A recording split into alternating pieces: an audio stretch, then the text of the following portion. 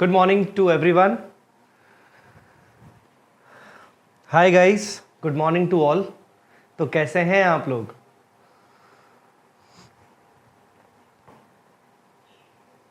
Pradyumna, Snehal, Ashlesha, good morning बेटा. Ajay, good morning. Jayshree, Purnima Sharma, good morning. Okay.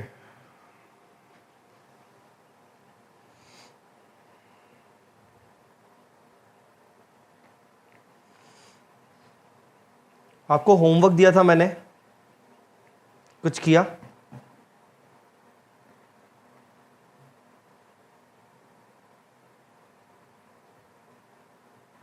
आपको मैंने होमवर्क दिया था,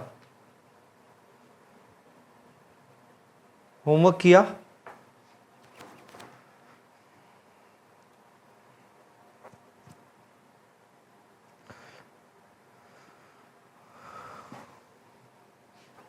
चलिए, क्योंकि वहीं से स्टार्ट करना है जो आपको पढ़ के आना था बच्चों.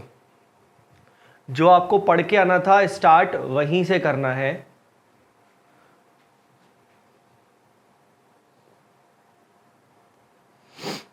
Ritwik, Aswat, good morning. Nidhi, good morning.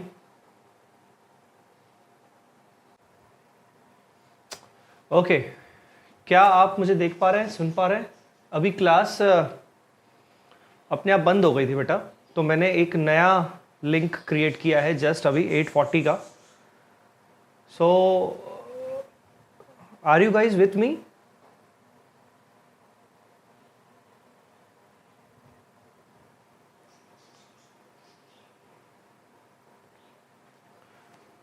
अभी अचानक क्लास बंद हो गई थी तो मैंने एक नई लिंक क्रिएट की है और अभी मैं लाइव हूं आप सबके साथ. Ashlesha, Snehal, yes.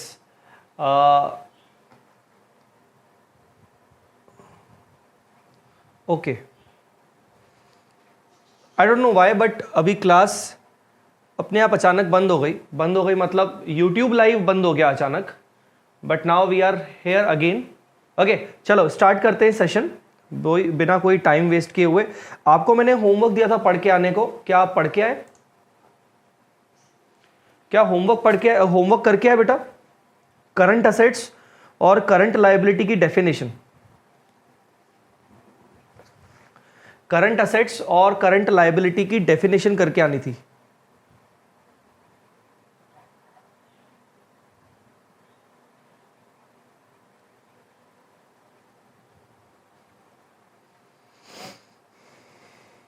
Current assets और करंट लायबिलिटीज की definition.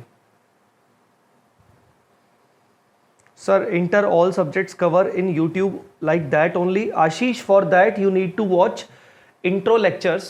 I have uploaded intro lecture on 10th of December. जो मैंने 10th ऑफ डिसम्बर को इंट्रो लेक्चर डाला है, आप वो इंट्रो एक बार देख लीजिए, आपको बेटा फिर सारे आपके डाउट्स क्लियर हो जाएंगे, क्योंकि अभी मैं इतना बार बार वो सब चीज़ें रिपीट नहीं करना चाह रहा। सो एक बार इंट्रो लेक्चर देख लीजिए इसी चैनल पे 10th ऑफ डिसम्बर का। चलो सभी बच्चे मेरे साथ है, यस सर कह रहे हैं। यस सर मतलब क्या होता है, इसका मतलब क्या होमवर्क होता है? जल्दी आ जाओ। करंट असेट्स और करंट लायबिलिटीज की डेफिनेशन, करंट असेट्स और करंट लायबिलिटीज की डेफिनेशन। सर डेरिवेटिव इंस्ट्रूमेंट क्या होता है? आता हूं बेटा उस पर, मैं समझ गया आपको कहां प्रॉब्लम है। मैं बताऊंगा अभी क्या चीज में कौन सी चीज किस तरीके से डील की जाती है, क्या मैं बताऊंगा अभी। करंट असेट्स पे आते हैं। अभी हम अभी डिफाइन कर रहे हैं करंट असेट्स को। And entity shall classify an asset as current. Reliance company की एनुअल रिपोर्ट में, रिलायंस इंडस्ट्रीज की एनुअल रिपोर्ट में करंट असेट की डेफिनेशन लिखी हुई थी यही वाली। An entity shall classify an asset as current when it expects to realise the asset और इंटेंड्स टू सेल और consume it in its normal operating cycle. सबसे पहले तो नॉर्मल ऑपरेटिंग साइकिल क्या होता है, जो अभी हमने कल की क्लास में डिस्कस किया। नॉर्मल ऑपरेटिंग साइकिल मतलब क्या होता है, जो कल की क्लास में हमने डिस्कस किया। दैट मींस कैश हमारे पास है, मैं रॉ मटेरियल लेके आऊं, कितना समय लगेगा। फिर रॉ मटेरियल को मैं फिनिश गुड्स में कन्वर्ट करूं, कितना समय लगेगा। फिर फिनिश गुड्स को तो मैं अभी स्टोर कर रहा हूं, मेरा अभी सेल नहीं हुआ है, सेल करने में कितना समय लगेगा। सेल हो गया, डेटर्स हो गए, अब वो डेटर्स मुझे वापस से कैश देंगे, मतलब डेटर से मुझे कैश रियलाइज होना चाहिए, कितना समय लगेगा। सो ओवरऑल इस पूरे साइकिल में कितना टाइम पीरियड लगना चाहिए या लगता है हमारे बिजनेस में, हर बिजनेस का अपना अलग अलग टाइम पीरियड लग सकता है। तो इस पूरे साइकिल में जितना मेरे बिजनेस में टाइम पीरियड लग रहा है उसको मैं ऑपरेटिंग साइकिल बोलूंगा। करंट असेट की डेफिनेशन में लिखा है कि कोई भी असेट करंट तब होगी जब पहला it expects to realise the asset. It मतलब यहां पर entity. An entity shall classify an asset as current when it expects. It मतलब यहां पर एंटिटी, जब एंटिटी क्या कर रही है, एक्सपेक्ट कर रही है। Entity expects to realise the asset, intends to sell और consume it in its normal operating cycle. ठीक है, in its normal operating cycle. Now let's break this point, और इस पॉइंट को ब्रेक करके पढ़ने की कोशिश करते हैं, और जैसे मैं ब्रेक करके पढ़ रहा हूं वैसे आप ब्रेक करके पढ़ेंगे। ठीक है ना, कैसे मैं ब्रेक करके पढ़ रहा हूं ध्यान से देखिएगा। It expects to realise the asset in its normal operating cycle. बस मैंने इतना पढ़ा। It expects to realise the asset in its normal operating cycle. Expect to realise the asset in normal operating cycle. Normal operating cycle मान लीजिए मेरा 12 महीने का है, नॉर्मल ऑपरेटिंग साइकिल मान लीजिए मेरा 8 महीने का है। क्या 8 महीने के अंदर अंदर मुझे रियलाइजेशन हो जाता है? यहां बात चल रही है रियलाइजेशन की। सर कौन से रियलाइजेशन की बात चल रही है? यहां बात चल रही है रियलाइजेशन की, मतलब कुछ ना कुछ रियलाइज होगा, अमाउंट रियलाइज होगा। किससे? डेटर से। सो जब मैंने ये बोला कि it expects to realise the asset in its normal operating cycle, तो जो ये वर्ड है expects to realise, expects to realise, इसका मतलब ये बात कर रहा है डेटर्स के रिस्पेक्ट में। अगर आपके कोई डेटर्स है and you are expecting to realise the money from debtors within normal operating cycle, अगर आपका कोई डेटर पार्टी अगर है जो कि आपके 8 महीने के नॉर्मल ऑपरेटिंग साइकिल में आपको पेमेंट कर देता है, तो आप ये कहोगे कि यार ये डेटर मेरा करंट असेट्स में आएगा, ये नॉन करंट असेट्स में नहीं आएगा। आई बात समझ में? अब मैं इसी पॉइंट को वापस से पढ़ रहा हूं, फिर से पढ़ रहा हूं। इट अब मैं काट रहा हूं जो चीज, ध्यान से देखिएगा। It intends to sell, it intends to sell in its normal operating cycle. मैं फिर से ध्यान से देखिए मैंने कौन कौन से टर्म्स काटे हैं। इट इंटेंड्स टू सेल, अब क्या हम बात का किया, अब हम यहां पर क्या बात कर रहे हैं? सेल करने की बात कर रहे हैं। यार सेल करने की अगर बात कर रहे हैं, इंटेंड्स टू सेल, सेल कौन सी चीज होती है? हम किस चीज को बेचते हैं? हम बेचते हैं स्टॉक को, हम बेचते हैं फिनिश्ड गुड्स को। So here we are talking about closing stock. Here we are talking about inventory. So basically यहां पर बात चल रही है intends to sell. क्या मेरा intention है क्या सेल करने का with in my normal operating cycle? Suppose my normal operating cycle is 8 months. मेरे पास आज इन्वेंट्री रखा है. क्या मुझे लगता है कि मेरा इन्वेंट्री, मुझे क्या इंटेंशन है क्या कि मेरा इन्वेंट्री बिक जाएगा, या मेरा बेचने का इंटेंशन है क्या इसको with in my normal operating cycle? Yes. तो मैं उस इन्वेंट्री को क्या मानूंगा? Current assets.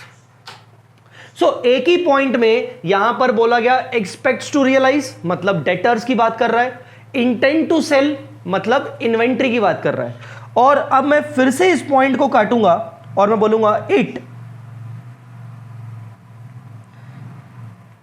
मैं काटूंगा और लिखूंगा it intends to consume. It intends to consume in its normal operating cycle. It intends to consume. क्या मेरे पास जो रॉ मटेरियल रखा है, थोड़ी देर पहले बात कर रहा था सेल करने की, तो सेल क्या होता है? इन्वेंट्री जो आपका फाइनल प्रोडक्ट होता है, मतलब फिनिश गुड्स, मतलब स्टॉक, क्लोजिंग स्टॉक. किस चीज का क्लोजिंग स्टॉक? इन्वेंट्री का, स्टॉक इन ट्रेड. बट अगर आप रॉ मटेरियल आपके पास रखा है, आप मैन्युफैक्चरिंग एंटिटी है, तो क्या आपका raw material with in 8 months, मतलब नॉर्मल ऑपरेटिंग साइकिल में आप कंज्यूम कर लोगे क्या? आप उसको कंज्यूम कर लोगे क्या? आपको लगता है आप कंज्यूम नहीं कर पाओगे, तो ऐसे केस में वो आपका करंट असेट नहीं हुआ.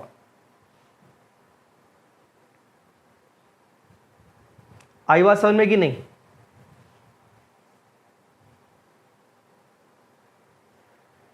क्लियर बेटा? टेल मी बेटा, are you guys with me? यहां पर फर्स्ट पॉइंट में इसने 3 चीजें बोल दी. इट मतलब when the entity expects to realise. हमें अच्छा वर्ड भी देखो क्या बोल रहा है. रियलाइज के केस में वो वर्ड यूज कर रहा है एक्सपेक्ट. Y expect? बिकॉज पैसा हमारे डेटर के पास है, और डेटर से मुझे पैसा मिलेगा तो वो मुझे सामने वाली पार्टी पे करेगी. तो ये मेरा एक्सपेक्टेशन ही तो है ना कि मुझे सामने वाली पार्टी कब तक पे करेगी, क्योंकि पैसा मेरे हाथ में नहीं है, सामने वाली पार्टी के हाथ में.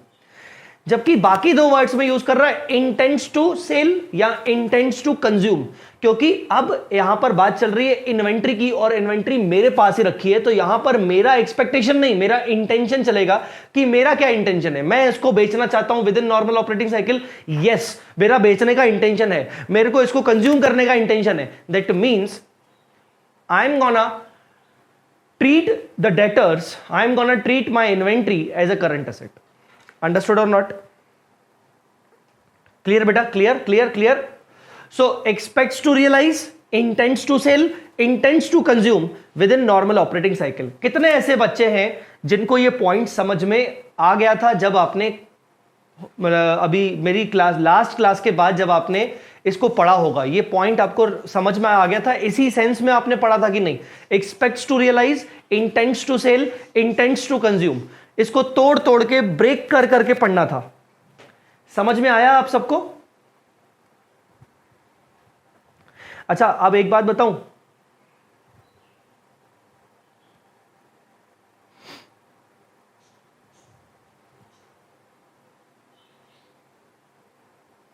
कि मुझे अब कुछ बच्चों के नाम याद होने लगे हैं, जो बच्चे मेरे फर्स्ट क्लास से जुड़े हुए हैं, जिनमें से if I am not wrong Nidhi Agarwal. अच्छा, मुझे माफ करिएगा अगर मैं किसी का नाम नहीं ले पा रहा हूं. अभी जो चैट मुझे सामने नाम दिख रहे हैं, Nidhi Agarwal, I think she is right from first class. Ajay, yes I think वो भी, अजय भी आप शायद फर्स्ट क्लास से ही है. Correct me if I am wrong. Ashlesha और स्नेहल, ये 4 नाम तो मुझे अभी दिख रहे हैं.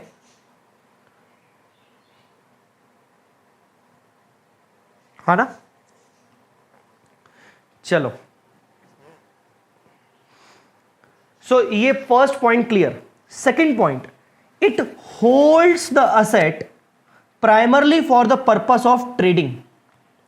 Primarily for the purpose of trading. It holds the asset primarily for the purpose of trading. Primarily for the purpose of trading. Example, derivative instrument. मैं derivative instrument के बारे में समझाऊंगा, बट जरूरी नहीं कि इसका एक ही एग्जाम्पल बन सकता है, दूसरे एग्जाम्पल भी बन सकते हैं. अगर मैं आपसे बोलूं विद्या, मैंने आपका मैसेज अभी पढ़ लिया है, यूट्यूब वाला। मैं क्लास खत्म होने के बाद बेटा मैं आपको टेलीग्राम पे रिप्लाई कर दूंगा, ठीक है ना। अभी क्लास चल रही है तो अभी मैं ज़्यादा इस पे बातचीत नहीं करना चाह रहा। सो वापस आते हैं। It holds the asset primarily for the purpose of trading. Asset, अब कोई भी असेट है, करंट भी हो सकती है, नॉन करंट भी हो सकती है, बट मुझे उसको करंट कब मानना है? जब मैंने उसको ट्रेडिंग पर्पस के लिए होल्ड करके रखा है।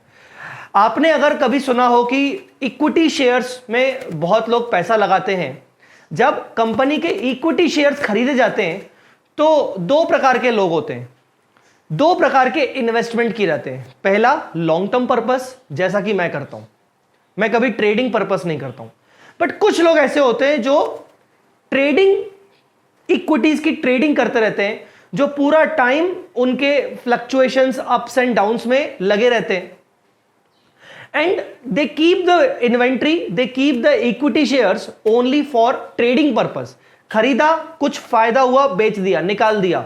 खरीदा, हल्का सा नीचे गिरा, अरे छोड़ो नुकसान हो रहा है, बेच दिया। खरीदा बेचा, खरीदा बेचा, खरीदा बेचा। ऐसी कोई भी असेट, ऐसे कोई भी असेट जिसको आप ट्रेडिंग पर्पस के लिए होल्ड करके बैठे हो, मतलब आपका प्राइम मोटिव है ट्रेडिंग करने का। सो यहां पर सबसे बेस्ट एग्जांपल निकल के आता है इक्विटी शेयर्स की ट्रेडिंग।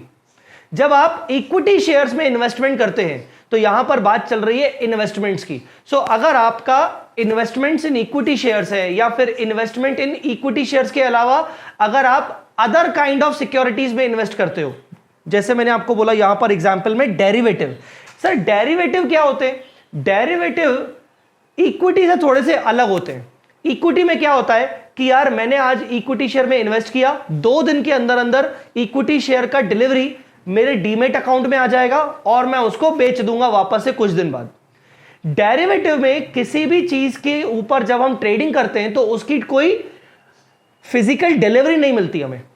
बिना फिजिकल डिलीवरी किए हुए हम ट्रेडिंग कर सकते हैं कुछ पर्टिकुलर टाइप ऑफ इंस्ट्रूमेंट्स की, इंक्लूडिंग इक्विटी शेयर्स। तो जहां पर हम फिजिकल डिलीवरी नहीं करते, मतलब मैंने खरीदा पर एक्चुअली मुझे कोई उसकी फिजिकल डिलीवरी नहीं मिली और मैंने बेच दिया, ठीक है। तो कुछ ऐसे कॉन्ट्रैक्ट्स होते हैं जैसे फ्यूचर कॉन्ट्रैक्ट्स, अगर आपने नाम सुने होंगे तो फ्यूचर कॉन्ट्रैक्ट्स, ऑप्शन कॉन्ट्रैक्ट्स। अगर नाम नहीं सुने होंगे तो कोई बात नहीं, सिर्फ आपको यह याद रखना है कि डेरिवेटिव भी एक तरीके से इक्विटी शेयर्स की तरह ट्रेडिंग की जाती है, इंस्ट्रूमेंट्स होते हैं, पर वहां फिजिकल डिलीवरी नहीं की जाती, ठीक है।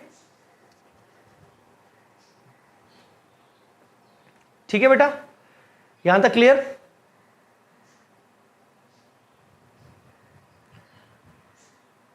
सर ये इंट्राडे ट्रेडिंग भी हो सकता है क्या? बिल्कुल ऐश्वर्या, ये इंट्राडे ट्रेडिंग भी हो सकता है। सुमित मिश्रा, आप जो चीज पूछ रहे हो, आप ये चीज पर्सनली पूछोगे तो ज्यादा अच्छा रहेगा। What is the opening balance of the PM कृषि सम्मान योजना?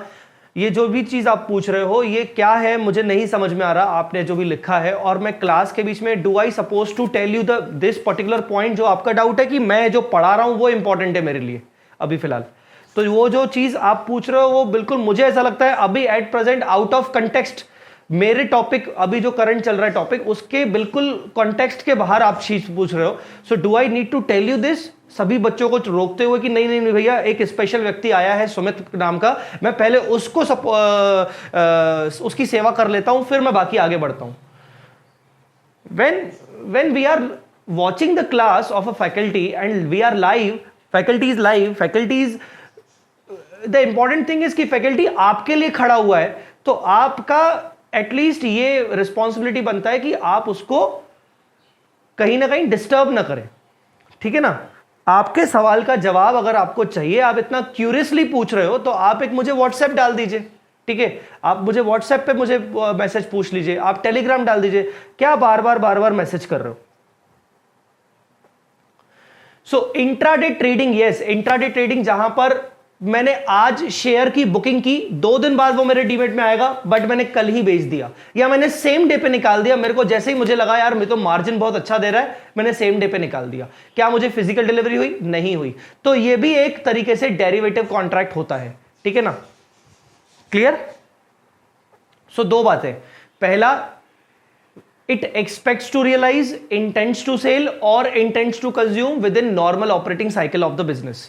दूसरा, it holds the asset, मैंने अपने पास रखा हुआ है, it holds the asset primarily for the purpose of trading. यहां पर आप बात कर सकते हो शॉर्ट टर्म इन्वेस्टमेंट्स की, और शॉर्ट टर्म छोड़ो, बिल्कुल ही मतलब जब आप इक्विटी शेयर्स की ट्रेडिंग करते हो उसी पर्पस से। ठीक है सर, क्या इक्विटी शेयर फिजिकली डिलीवर होता है? जो हमारा डीमेट अकाउंट होता है ना, demat account, dematerialised equity shares हमेशा हमारे डीमेट अकाउंट में होते हैं। जैसे आपका पैसा आपके बैंक अकाउंट में आप रख सकते हो। अब आप एक चीज सोचो, आप गए अपने बैंक में पैसा जमा करने, आपने पैसा बैंक को दे दिया, क्या सच्ची मुच्ची में बैंक में आपका कोई लॉकर होगा क्या आपके नाम से जिसमें पैसे रखे होंगे? नहीं, ऐसा कुछ नहीं होता। बैंक आपसे पैसे लेती है और वो अपनी बुक्स में एंट्री चला देती है कि हां, हमने मान लिया कि तुमने हमें पैसे दिए हैं, हमारे बुक्स में तुम बन गए हमारे लिए एक तरीके से लायबिलिटी। बैंक कहता है कि बैंक की बुक्स में तुम बन गए लायबिलिटी, क्योंकि बैंक की लायबिलिटी है। क्या बैंक ने तुम्हारा सच्ची मुच्ची जो पैसे की गड्डियां थी वो क्या लॉकर में डाल दी? नहीं, बैंक ने वो पैसा किसी और जगह इन्वेस्ट कर दिया। तो क्या तुम्हारा पैसा सच्ची मुच्ची लॉकर में रखा है क्या? नहीं। वैसे ही इक्विटी शेयर्स की भी डिलीवरी होती है। पर आप पहले के जमाने में अगर तुमने हर्षद मेहता स्कैम देखे होगा, वो जो 1992 स्कैम देखा होगा, तो उसमें तुम्हें समझ में आना चाहिए। वो हर्षद मेहता वाली मूवी जरूर देखना, मैं हाईली रिकमेंड करूंगा कि हर्षद मेहता 1992 स्कैम जो मूवी है वो जरूर देखना। मतलब तुम लोगों के लिए बहुत जरूरी है वो चीज देखना। तो उस मूवी में अगर तुम लोगों ने देखा होगा तो उस टाइम पे 1990s और 1992 जब वो स्कैम हुआ था, उस टाइम पे शेयर्स की फिजिकल डिलीवरी सर्टिफिकेट के फॉर्म में होती थी कि इस टाइप का, जैसे अगर मैं बोलूं तो ये सर्टिफिकेट है, ये सर्टिफिकेट है भैया, ये मेरे नाम का है, चलो ये फिजिकल डिलीवरी हो गई। उसमें बहुत बार इस वर्ड का उपयोग भी किया गया है कि अरे शेयर सर्टिफिकेट्स पड़े हुए हैं उस स्टोर रूम में, उसको बंद कर दिया गया है, इनकम टैक्स वाले आए थे। तो बेसिकली पहले फिजिकल डिलीवरी सर्टिफिकेट के फॉर्म में होती थी, अब उन्होंने फिजिकल डिलीवरी डीमेट फॉर्म में करवा दी कि मतलब आपका जैसे बैंक में अकाउंट खुलता है वैसे ही आपका एक अकाउंट खोला जाएगा, नॉट ऑन बैंक, एक ब्रोकर के पास आपका अकाउंट ओपन किया जाएगा, उसको बोलेंगे डीमेट अकाउंट। 2 दिन के अंदर आपके इक्विटी शेयर्स आपके डीमेट अकाउंट में दिखने लगेंगे डिजिटली, जैसे डिजिटली दिखेंगे, मतलब फिजिकली नहीं, डिजिटली। उसको भी कहा जाता है कि फिजिकल डिलीवरी। आई बात समझ में कि नहीं?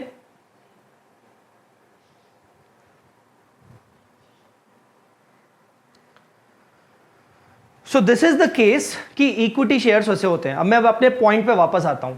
अगर आप कोई इन्वेस्टमेंट करते हो तो आपको यह चेक करना है कि आप लॉन्ग टर्म पर्पस से कर रहे हो कि आप शॉर्ट टर्म पर्पस से कर रहे हो।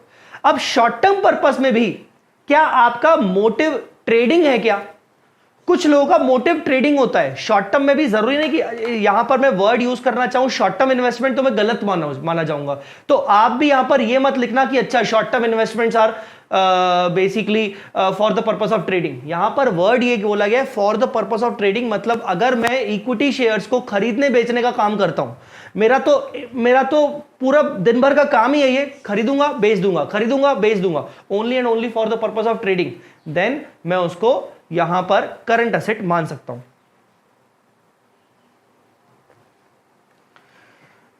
यस ऐश्वर्या कह रही है very good movie. Third point, it expects to realise the asset within 12 months after the reporting period. और तीसरा पॉइंट है कि ऐसी कोई भी एसेट जिससे आपको, अच्छा ये सारे पॉइंट और में है कि आपकी कोई भी एसेट को करंट एसेट कब मानोगे, जब इनमें से कोई भी एक कंडीशन फुलफिल हो जाए। तो थर्ड कंडीशन है expect to realise within normal operating cycle. इसका एग्जांपल सर, इसका एग्जांपल आप ये समझो कि सिक्योरिटी डिपॉजिट, आपने एक प्रॉपर्टी रेंट पे लिया, आपने लैंडलॉर्ड को सिक्योरिटी डिपॉजिट पे किया, ठीक है ना। आपको क्या लगता है आपका सिक्योरिटी डिपॉजिट वापस आपको कब मिलेगा? रिफंडेबल है, आपको वापस कब मिलेगा? आपने बोला कि मैंने 5 साल के लिए ये प्रॉपर्टी रेंट पे लिया है, तो ये तो मुझे 5 साल बाद सिक्योरिटी डिपॉजिट मुझे वापस मिलेगा। तो ये क्या हुआ? 5 साल बाद मिलेगा। क्या मुझे ये विद इन 12 मंथ्स में सिक्योरिटी डिपॉजिट मुझे मिल रहा है? नहीं। पर यही मैं बोलूं कि मेरे 4 साल कवर अप हो चुके हैं, मेरा आखिरी साल चल रहा है और मेरा इंटेंशन है कि मैं आगे 5वें साल के बाद मैं इस रेंटेड प्रॉपर्टी को कंटिन्यू नहीं करने वाला हूं। So now what I am expecting कि विद इन 1 ईयर मैं इस रेंटेड प्रॉपर्टी को छोड़ दूंगा, मैं इसका पोजीशन अपने लैंडलॉर्ड को वापस दे दूंगा और जो मेरा सिक्योरिटी डिपॉजिट रखा हुआ है लैंडलॉर्ड के पास वो मुझे वापस मिल जाएगा। सो आई एम एक्सपेक्टिंग कि मेरा सिक्योरिटी डिपॉजिट मुझे विद इन 12 मंथ्स मिल जाएगा from the end of reporting period. Reporting period के बाद, रिपोर्टिंग पीरियड मतलब जैसे मान लीजिए आपका 31 मार्च खत्म हो गया, 31 मार्च आपका final year annual financial statement बनते, 31 मार्च के विद इन 12 मंथ्स आपको लगता है कि आपका सिक्योरिटी डिपॉजिट पैसा आपको मिल जाएगा। आई बात समझ में कि नहीं?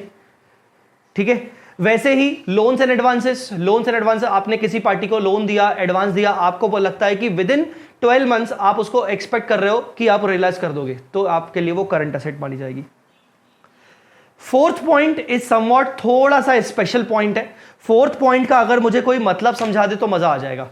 फोर्थ पॉइंट में कॉमनली पॉइंट ये लिखा हुआ है, द असेट इज कैश और कैश इक्विवेलेंट। अगर कोई भी असेट कैश और कैश इक्विवेलेंट है तो वो डेफिनेटली आपकी करंट होगी, बट आगे लिखा हुआ है अनलेस, यहां से थोड़ा सा इंपॉर्टेंट है, unless the asset is restricted from being exchanged और used to settle a liability for at least 12 months after the reporting period.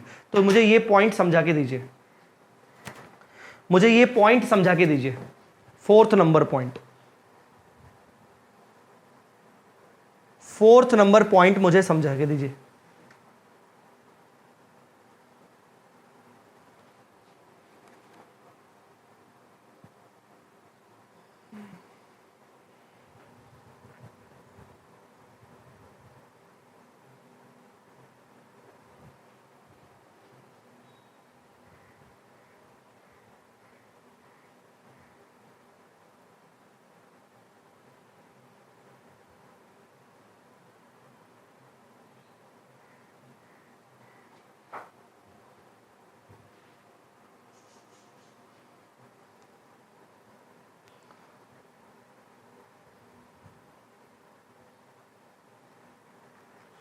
अरे नालायकों, थोड़ा मुझे बताइए क्या है इस पॉइंट का मतलब। ये बोल रहा है, पहले इस पॉइंट को पढ़ते हैं वापस से ऊपर, an entity shall classify an asset as current when the asset is a cash और कैश इक्विवेलेंट। एक एंटिटी कैश और कैश इक्विवेलेंट को हमेशा करंट मानेगी अनलेस सच असेट या व्हेन द असेट, मतलब वही cash and cash equivalent is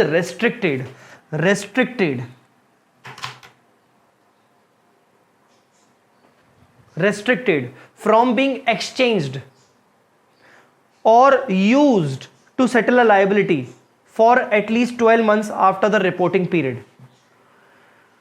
sir जैसा कोई डिपॉजिट को रेस्ट्रिक्ट कर देना, बेटा यहां पर कैश एंड कैश इक्विवेलेंट की बात चल रही है, यहां पर डिपॉजिट की बात नहीं चल रही है, यहां पर स्पेसिफिकली बात चल रही है कि कैश एंड कैश इक्विवेलेंट हमेशा करंट होगा, बट नहीं भी हो सकता है अगर उसको रेस्ट्रिक्ट किया जाए। क्या? अगर आपका बैंक अकाउंट सीज हो गया तो आप उसमें जो अमाउंट है उससे यूज नहीं कर सकते। वेरी गुड, एक ये एग्जांपल ले सकते हैं। गणेश, आपका एग्जांपल ठीक है।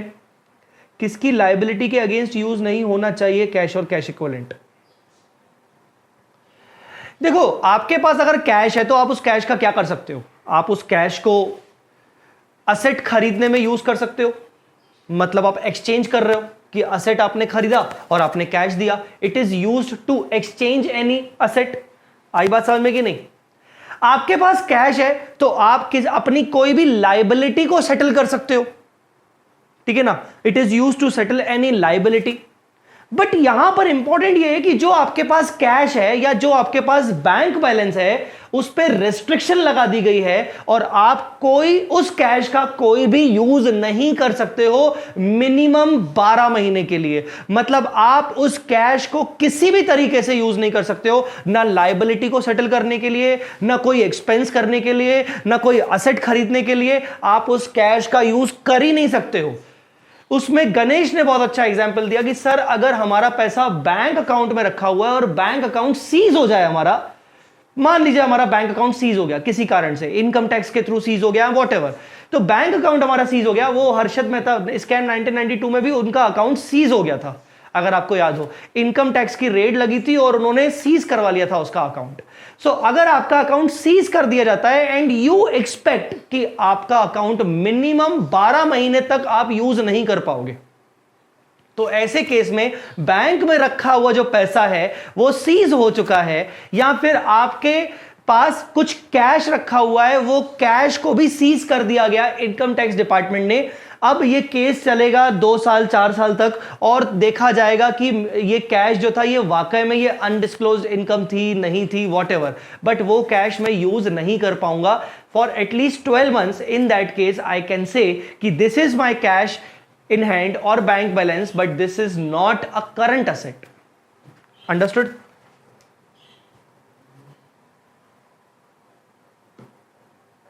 क्लियर?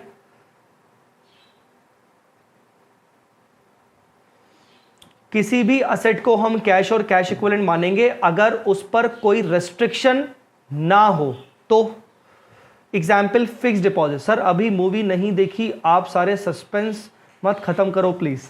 सस्पेंस तो ये जो मैं आपको एग्जाम्पल दे रहा हूं ये तो सस्पेंस नहीं है, तो वहां की छोटी मोटी बातें हैं, ठीक है ना, ये स्पॉयलर्स नहीं है, don't worry, these are not spoilers. Okay, Nidhi Agarwal ने एक फिक्स्ड डिपॉजिट का एग्जांपल दिया। मैं ऐसे केस में फिक्स्ड डिपॉजिट को मानूंगा कि fixed deposit cash and cash equivalent हो भी सकता है, वो कैश एंड कैश इक्विवेलेंट नहीं भी हो सकता है। अगर मैंने कोई फिक्स्ड डिपॉजिट रखा है बैंक में, एफडी करवाई है बैंक में, भले चाहे मैंने 2 साल के लिए क्यों ना करवाई हो, 3 साल के लिए क्यों ना करवाई हो, अगर मेरे ऊपर कोई रेस्ट्रिक्शन नहीं है, मैं बीच में उसको मैच्योर करवा सकता हूं, और मेरा करवाने का इंटेंशन है भी, मैं जानता हूं कि मैं 6 महीने के अंदर अंदर उसको मैच्योर करवा लूंगा। मैं फिर से बोल रहा हूं, फॉर एग्जाम्पल मैंने एक एफडी करवाया 5 लाख रुपए का 5 ईयर्स के लिए। अब 5 ईयर्स के लिए करवाया तो मैंने बोला कि नहीं यार, मैं इसको 5 ईयर्स से पहले मैच्योर नहीं करवाऊंगा, मतलब मेरा कोई इंटेंशन नहीं है इसको मैच्योर करवाने का, तो इसीलिए मैंने इसको क्या माना, नॉन करंट असेट, ठीक है। बट आफ्टर 3 ईयर्स, 3 साल बाद, अभी भी 2 साल बचे हैं, टेक्निकली ये नॉन करंट ही दिखेगा। आफ्टर 3 ईयर्स इंटेंशन मेरा बदल गया, मेरा इंटेंशन चेंज हो गया। आफ्टर 3 ईयर्स मेरा इंटेंशन बदल गया और 31 मार्च को मैं ये बोल रहा हूं कि भाई अब मुझे इन 5 लाख रुपयों की जरूरत पड़ने वाली है, within 2-3 months I am gonna realise this amount. मैं इस 31 मार्च को कह रहा हूं कि मेरा इंटेंशन बदल गया, मेरा फिक्स एसेट का भले अमाउंट अभी रिमेनिंग 2 साल रखा हुआ है, बट मैं इसको विद इन 2 मंथ्स रियलाइज कर लूंगा, इसको मैच्योर कर लूंगा, भले मुझे फिर आगे का इंटरेस्ट ना मिले, भले कुछ पेनल्टी कटे, मुझे तो अभी पैसों की जरूरत है, तो विद इन 2 मंथ्स मैं इसको रियलाइज करने वाला हूं। क्या मेरे ऊपर कोई रेस्ट्रिक्शन है? क्या मैं इसको नहीं कर सकता हूं? क्या मेरे एफडी को मैं मैच्योर नहीं कर सकता हूं? डिपेंड करता है। मेरा तो ओपन एफडी है, मैंने तो उस एफडी की कंडीशन में ही था कि मैं कभी भी उसको चाहूं तो बीच में से निकाल सकता हूं, कोई दिक्कत नहीं है। मैं इसको कैश एंड कैश इक्विवेलेंट अब कन्वर्ट कर दूंगा, मैं इसको मान लूंगा कि हाँ ये कैश एंड कैश इक्विवेलेंट है, क्योंकि with in 2 months now I can mature it and I can use it.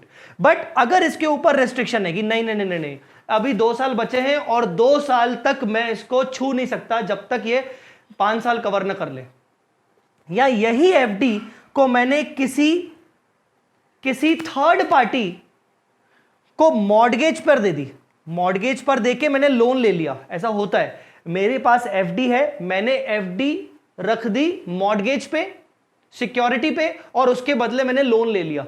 अब वो जो एफडी है वो मॉर्गेज पे रखी हुई है, क्या इस एफडी को मैं कैश एंड कैश इक्विवेलेंट मानूं? The answer is no, because अब मेरे उस एफडी को यूज करने के ऊपर रेस्ट्रिक्शन लगा दिया गया है, ठीक है। So this is the example regarding FD कि अगर एफडी के ऊपर रेस्ट्रिक्शन है क्योंकि वो मॉर्गेज पर रखी हुई है तो वो नॉन करंट हो गई, पर एफडी के ऊपर कोई रेस्ट्रिक्शन नहीं है, तो आपको ये देखना है कि क्या आपका इंटेंशन उसको विद इन 12 मंथ्स रियलाइज करने का है, क्या मैच्योर करने का है, क्या इंटेंशन, भले उसकी लाइफ 12 महीने से ज्यादा ही क्यों ना हो। अगर आपका 12 महीने के अंदर अंदर उसको रियलाइज करने का इंटेंशन है, आप उसको करंट मान लो। पर आप जानते हो कि नहीं यार एफडी मेरा है, मैं तो कभी भी निकाल सकता हूं, बट मैं निकालूंगा नहीं, रखा रहे आराम से पूरे 5 साल कवर हो जाए, तो मैं उसको क्या बोलूंगा, मेरा ये नॉन करंट है। सो एफडी के केस में बहुत सिचुएशन अलग अलग हो सकती है। आप कई बार देखोगे किसी कंपनी की बैलेंस शीट में एफडी आपको कैश एंड कैश इक्विवेलेंट में दिखेगा, और कई बार देखोगे कि आपको फिक्स एसेट जो है वो कैश एंड कैश इक्विवेलेंट में नहीं दिखेगा। अब उसके पीछे रीजन क्या हो सकता है? वो रीजन उस कंपनी की एनुअल रिपोर्ट में डिस्क्लोजर्स में छुपे हुए होंगे कि कंपनी उसमें डिस्क्लोजर में बताएगी कि उन्होंने एफडी को क्यों दिखाया है कैश एंड कैश इक्विवेलेंट में या क्यों नहीं। तो उसके लिए उस कंपनी के डिस्क्लोजर से आपको समझ में आएगा, जैसा मैंने आपको कल रिलायंस इंडस्ट्रीज की बैलेंस शीट में दिखाया था। ठीक है, 4 पॉइंट्स। चलो 4 पॉइंट्स मेरे साथ साथ बोलो कौन कौन से थे। पहला, अच्छा, इन चारों पॉइंट्स को समझने के लिए सबसे पहले जो मेन पॉइंट था ऊपर, an entity shall classify an asset as current when, पहला, इट एक्सपेक्ट्स टू रियलाइज, मैं मान के चल रहा हूं, मैं बोल रहा हूं तो आप भी मेरे साथ साथ अपने घर पे बैठ के बोल रहे होंगे। When it expects to realise, और इट इंटेंड्स टू सेल, और it intends to consume within normal operating cycle of the entity. Entity के नॉर्मल ऑपरेटिंग साइकिल के अंदर अंदर वो कंज्यूम हो जाएगा, या फिर वो सेल हो जाएगा, या वो रियलाइज हो सकता है। Second, it holds the asset primarily for the purpose of trading. साथ साथ बोलो मेरे, it holds the asset primarily for the purpose of trading. बोलो बेटा, it holds the asset primarily for the purpose of trading. जैसे ही मैं ये word बोलता हूं तो मेरे माइंड में आना चाहिए कि इक्विटी शेयर्स की ट्रेडिंग चल रही है, इक्विटी शेयर्स की ट्रेडिंग चल रही है। ठीक है ना, आई बात समझ में कि नहीं? थर्ड क्या था? It expects to realise within 12 months. ऊपर भी था एक्सपेक्ट टू रियलाइज, पर ऊपर था expect to realise within normal operating cycle, नीचे है it expects to realise within 12 months from the end of reporting period. Sir ऊपर वाले में और नीचे वाले में फर्क क्या है? ऊपर वाले में बोला है कि with in normal operating cycle, मतलब जनरली ऊपर डेटर्स की बात कर रहा है, पर डेटर्स के अलावा भी बहुत सारी प्रकार की एसेट्स होती है जिनके लिए आप डायरेक्टली 12 मंथ चेक करोगे। Last, it is cash or cash equivalent unless it is restricted, unless it is restricted। काहे को restrict किया है? For being exchanged or used to settle the liability। restriction to exchange with the asset, restriction to use क्या बोलते हैं, restriction to settle any liability for at least a period of 12 months from the end of reporting period।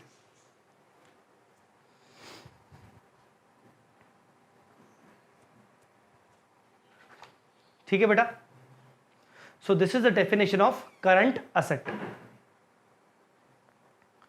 अब current liability की जो definition है उसमें भी 4 points हैं, पर उसके स्टार्टिंग के 3 पॉइंट्स आपको बहुत अच्छे से समझ में आ जाएंगे, क्योंकि वो पूरे के पूरे करंट असेट के जो स्टार्टिंग के 3 पॉइंट्स थे वैसे के वैसे जस्ट ऑपोजिट लिख दिया। करंट लायबिलिटी के 3 पॉइंट्स आपको आराम से समझ में आ जाएंगे।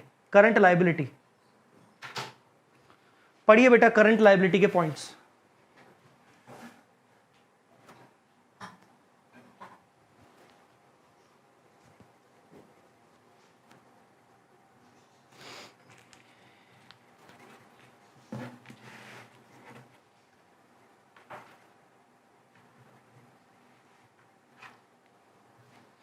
पढ़ो बेटा, मैं आपको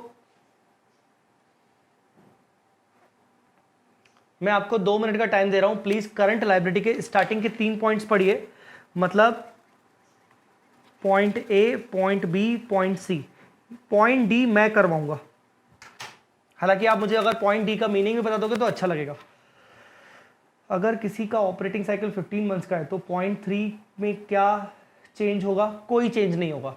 किसी का ऑपरेटिंग साइकिल अगर 15 मंथ्स का है तो यहाँ ये पॉइंट 15 मंथ्स के हिसाब से चेक किया जाएगा, बट यहाँ पर वो 12 मंथ्स के हिसाब से ही चेक किया जाएगा। यहाँ पर 12 मंथ्स के ही हिसाब से देखा जाएगा।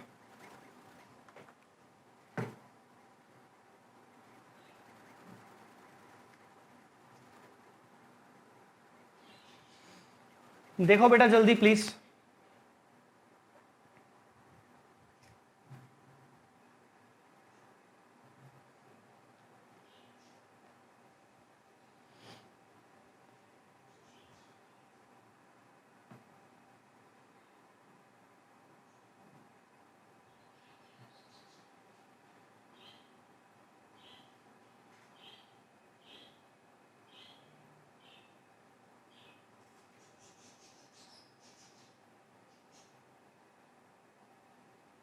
First point, it expects to settle the liability when the liability in its normal operating cycle. वही हो गया। ऊपर क्या था?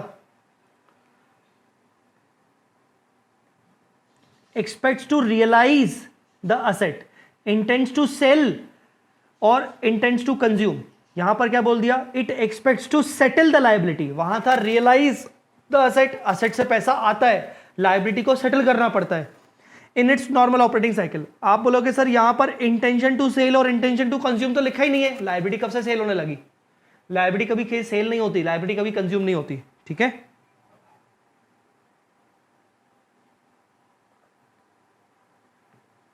क्लियर बेटा? इट एक्सपेक्ट्स टू रियलाइज था, यहां पर हो गया it expects to settle the liability in its normal operating cycle.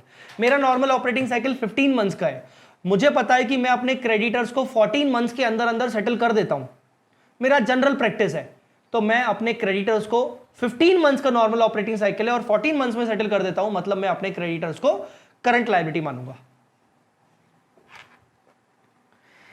It holds the asset primarily for the, it holds the liability primarily for the purpose of trading. Sir liability कैसे hold होगी trading के लिए? Same derivative, derivative. It holds the liability for primarily for the purpose of trading. Sir derivative liability, sir derivative कैसे बन गई? Example दे रहा हूं मैं आपको. निफ्टी जानते हो क्या होता है? निफ्टी एक इंडेक्स है. किसका इंडेक्स है? नेशनल स्टॉक एक्सचेंज का. इंडेक्स क्या होता है? इंडेक्स मतलब बहुत सारे शेयर्स एनएससी में लिस्टेड हैं, उनमें मान लीजिए जो टॉप 50 शेयर्स हैं उनकी एक लिस्ट बना दी गई और टॉप 50 शेयर्स के प्राइजेस में जो फ्लक्चुएशंस हो रहे हैं उनका एवरेज जो भी रिजल्ट आता है कि हाई गया लो गया, वो बताता है निफ्टी. एवरेज मान लीजिए टॉप 50 शेयर्स, निफ्टी के टॉप 50 शेयर्स में जो भी उतार चढ़ाव होते हैं, सपोज वो निफ्टी उसका एवरेज बताता है. अगर निफ्टी मान लो बढ़ गया तो इसका मतलब वो जो टॉप 50 शेयर्स है वो मैक्सिमम शेयर्स बड़े होंगे. अगर निफ्टी गिरा है तो टॉप 50 शेयर्स जो होंगे वो गिरे होंगे, ऐसा मान सकते हैं. सो निफ्टी क्या है? एक इंडेक्स जो बहुत सारे लिस्टेड शेयर्स को रिप्रेजेंट करता है. ठीक है, आई बात समझ में कि नहीं? निफ्टी मान लीजिए आज चल रहा है 11,360 पे. निफ्टी आज चल रहा है मान लीजिए 11,360 पे. सपोज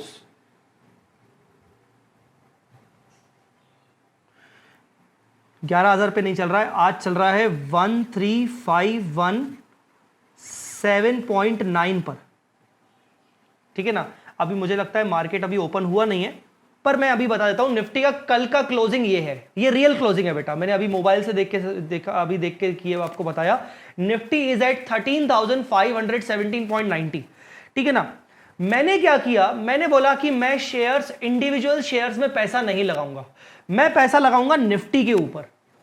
मैंने पैसा लगाया निफ्टी के ऊपर. मैंने पैसा क्या लगाया? मैंने निफ्टी के ऊपर फ्यूचर्स. ये फ्यूचर्स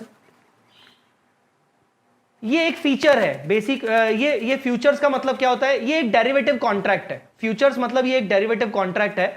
मैंने बोला कि इस निफ्टी के ऊपर मैंने किया लॉन्ग. लॉन्ग मतलब प्राइस बढ़ेगा, प्राइस विल राइज,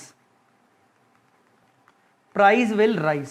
मैंने लॉन्ग कॉन्ट्रैक्ट किया, मैंने लॉन्ग कॉन्ट्रैक्ट किया. ध्यान से सुनना, बीच में कोई क्वेरी मत पूछना आप अपनी, क्योंकि बहुत सारे ऐसे वर्ड्स हैं जो आप शायद पहली बार सुन रहे होंगे, जैसे फ्यूचर्स.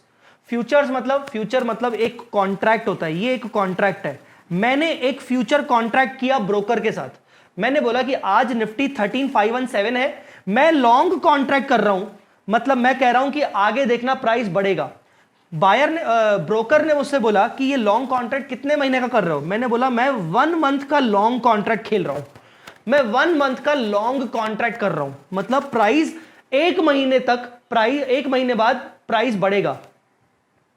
ठीक है ना? मान लीजिए मेरा जो कॉन्ट्रैक्ट है वो एक्सपायर होगा, to be expired, to be expired. मेरा कॉन्ट्रैक्ट एक्सपायर्ड होगा लेट अस से 5th ऑफ अप्रैल को. 5th ऑफ अप्रैल को मेरा एक्सपायर होगा। और मैंने ये कॉन्ट्रैक्ट किया कब? मैंने कॉन्ट्रैक्ट किया लेट अस से 3rd ऑफ मार्च को।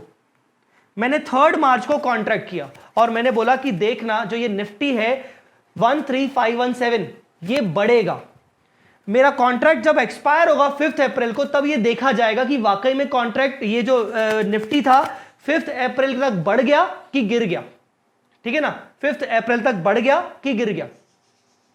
आ रही मेरी बात समझ में कि नहीं?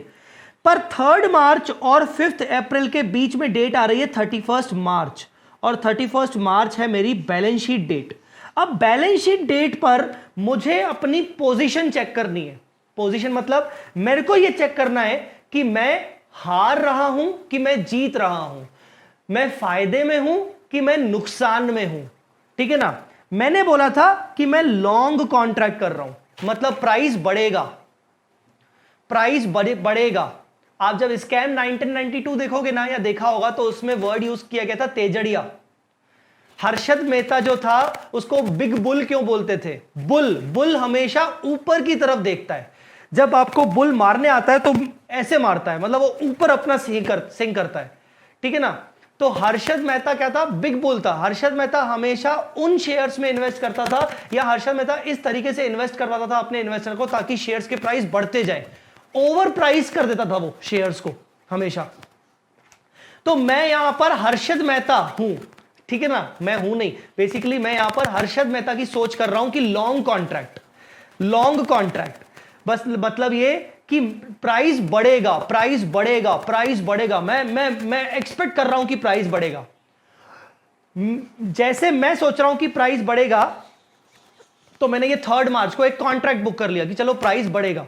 अब एक्चुअली हुआ ये कि 31st मार्च को निफ्टी हो गया 14,230। मैंने प्राइस कितने में बुक किया था? मैंने निफ्टी को बुक किया था 13,517 पे। मैंने बुक किया था 13,517 पे, जबकि आज बैलेंस शीट डेट पर यह हो गया 14,230 पे। 14,230 पे हो गया। अभी क्या मेरा कॉन्ट्रैक्ट एक्सपायर हुआ है? नहीं, पर यहां पर I will check my position, I will check my position. तो मेरे को क्या दिख रहा है? मुझे गेन दिख रहा है। मैं बोल रहा हूं ओहो बल्ले बल्ले बल्ले बल्ले बल्ले, मैं जीत रहा हूं। हालांकि अभी 5th अप्रैल आई नहीं है, पर मेरे को जीतने के चांसेस लग रहे हैं। तो 31st मार्च को मैं कितना जीत रहा हूं? 14230 माइनस 13517.9, मैं कितना जी रहा हूं? मैं 712 रुपए 10 पैसे एक शेयर पर, मतलब एक यूनिट पर मैं जीत रहा हूं। 712 रुपए 10 पैसे। अभी क्या ये मुझे मिल गया है? नहीं, मुझे बैलेंस शीट डेट पर ये असेट दिखाना चाहिए, क्योंकि ये मुझे पैसा मिलने वाला है। मैं फेवरेबल सिचुएशन पे खड़ा हूं। बट यही मैं आपको बोलूं कि नहीं, निफ्टी 31st मार्च को निफ्टी हो गया 13,100। 13,100। Again I will check my position and I found loss. I found loss. How much loss? 13,100 minus 13,527 517 sorry 0.9। तो I found loss. I am in a loss position. हालांकि अभी मेरा लॉस फिक्स नहीं हुआ, मेरा लॉस 417 का फिक्स नहीं हुआ, क्योंकि अभी मेरा कॉन्ट्रैक्ट एक्सपायर नहीं हुआ। पर on balance sheet date I will check my position, और मैंने देखूंगा कि मेरा पोजीशन जो है वो अनफेवरेबल है। तो मुझे पता है कि अगर ऐसा ही पोजीशन रहा तो उल्टा मुझे पैसे भरने पड़ेंगे, मुझे उल्टा ब्रोकर को पैसे देना पड़ेगा। तो इसीलिए it is kind of loss. तो लॉस को मैं अभी क्या बुक करूंगा? लायबिलिटी, क्योंकि अभी तक मैंने लॉस को पे नहीं किया है, अभी मेरा कॉन्ट्रैक्ट एक्सपायर नहीं हुआ है। तो it is a kind of liability 417। अब जो मैं आपको ये बात बता रहा हूं कि भाई 13,517.9 था और कॉन्ट्रैक्ट 13,1000 हो गया, बेटा इस पूरे कॉन्ट्रैक्ट को बोलते हैं derivative contract, derivative future contract. Basically derivative future contract क्या होते हैं? आप किसी भी शेयर पे, किसी भी इंडेक्स पे आप पैसा लगाते हो, और उस इंडेक्स की एक्चुअली आप फिजिकल डिलीवरी नहीं लेते हो। निफ्टी की कभी हम फिजिकल डिलीवरी नहीं ले सकते। निफ्टी की फिजिकल डिलीवरी लेते हुए बिना हम बस एक तरीके से हम शर्त लगा रहे हैं, हम बैटिंग कर रहे हैं। बैटिंग मतलब वो वाली बैटिंग नहीं, हम बैटिंग खेल रहे हैं कि भैया मैं आगे चल के जीतूंगा कि हारूंगा। आई बात समझ में? इट इज सेम लाइक कि जैसे मान लीजिए अभी इंडिया का ऑस्ट्रेलिया का टूर चल रहा है, अभी करंटली इंडिया का टूर चल रहा है ऑस्ट्रेलिया में। सो इंडिया ऑस्ट्रेलिया गई है, अभी उनके टेस्ट मैच आने वाले हैं, आज कल से ही टेस्ट मैच इनके स्टार्ट होने वाले हैं इंडिया के। सो इट इज लाइक कि यार इंडिया ये फर्स्ट टेस्ट में पहली पारी में जो पहली जोड़ी होगी वो मेरे हिसाब से, if I am not wrong, Mayank Agarwal, Prithvi Shaw, Shubman Gill, ये 2-3 लोग अच्छे प्लेयर अभी प्रैक्टिस मैच में बहुत अच्छे खेले थे। तो मैं ये बोलूं कि यार बताओ ओपनिंग कौन करेगा? ओपनिंग मयंक अग्रवाल और पृथ्वी शॉ करेगा, या option B opening Mayank Agarwal और शुभमन गिल करेगा, या ऑप्शन सी शुभमन गिल और पृथ्वी शॉ करेंगे? तीनों में से कौन करेगा? तो मैंने ऑप्शन नंबर 1 बोला कि मयंक अग्रवाल और पृथ्वी शॉ ओपनिंग करेंगे। मैंने पैसा लगाया उन पे कि देखना ओपनिंग जोड़ी वो होगी, हो सकता है मैं जीत जाऊं, हो सकता है मैं ना जीतूं। ठीक है, ये बैटिंग करना। वैसे ही डेरिवेटिव फ्यूचर कॉन्ट्रैक्ट जो होते हैं वो बैटिंग के होते हैं, मतलब मेरे शर्त लगाने के कॉन्ट्रैक्ट होते हैं। बस फर्क ये है कि क्रिकेट पे सट्टा लगाना इज नॉट लीगल और डेरिवेटिव मार्केट में निफ्टी के ऊपर पैसा लगाना इज लीगल। आई बात समझ में? It is legal. Smita Kaur, it is same like hedging sir? No, not at all. It is same like speculation. दो चीजें होती है, एक होता है स्पेकुलेशन, एक होता है हेजिंग। ये हेजिंग नहीं है, ये स्पेकुलेशन है। स्पेकुलेशन मतलब जहां मेरा प्राइम मोटिव है कि मुझे प्रॉफिट अर्न करना है एंड मुझे कोई फिजिकल डिलीवरी नहीं चाहिए। हेजिंग एक अलग चीज होती है, वो मैं आपको अलग से बताऊंगा। आपको ये कितना समझ में आया, कितना नहीं समझ में आया, आई कांट से, पर हाँ थोड़ा बहुत टेक्निकल है। इवन जब आप स्कैम 1992 देखोगे, जो मैं आपको हाईली रिकमेंड कर रहा हूं, उसमें भी आपको कहीं ना कहीं एक 4th 5th एपिसोड से जाके थोड़ा सा वो टेक्निकल होता जाएगा, वो थोड़ा सा टेक्निकल होता हुआ चला जाएगा। स्टार्टिंग के 3 से 4 एपिसोड में आपको ज्यादा टेक्निकल नहीं लगेगा, बट 4th 5th एपिसोड से जाके वो आपको ज्यादा टेक्निकल लगेगा वो चीज। ठीक है, सो ये समझ में आया? तो सर मैं आपने ये क्यों समझाया? मैंने इसलिए समझाया क्योंकि यहां लिखा हुआ है it holds the liability primarily for trading. अब मैं इसको किस सेंस में बोल रहा हूं?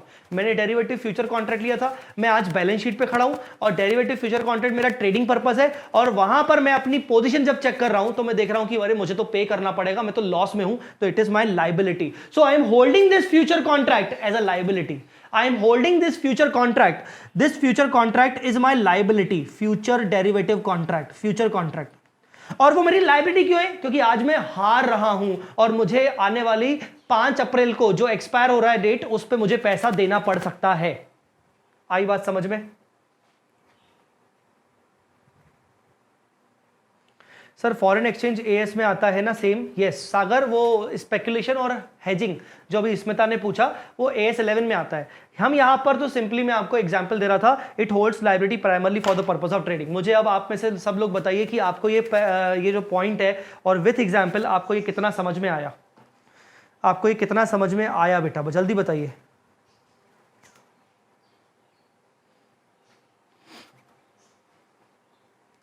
जल्दी बताइए।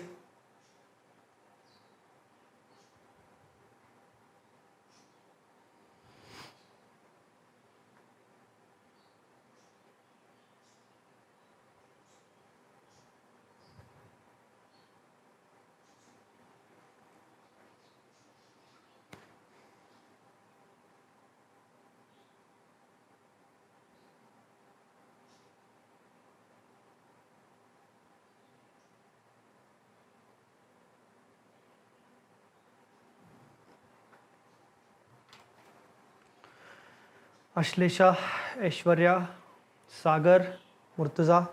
Okay, third point, the liability is due to be settled within 12 months. वही सेम टू सेम पॉइंट है, after the reporting period. Fourth point is important, fourth point very very important, और fourth point पे case study बनती है। तो fourth point को please एक बार पढ़ लीजिए। इट डज, अच्छा फोर्थ पॉइंट को अगर पढ़ना है ना तो इवन आप चाहो तो सिर्फ स्टार्टिंग के 2 लाइंस पढ़ लो, जो मैं पोर्शन काट रहा हूं उसको पढ़ने की जरूरत नहीं है। मैंने ब्रैकेट वाला पोर्शन नहीं काटा।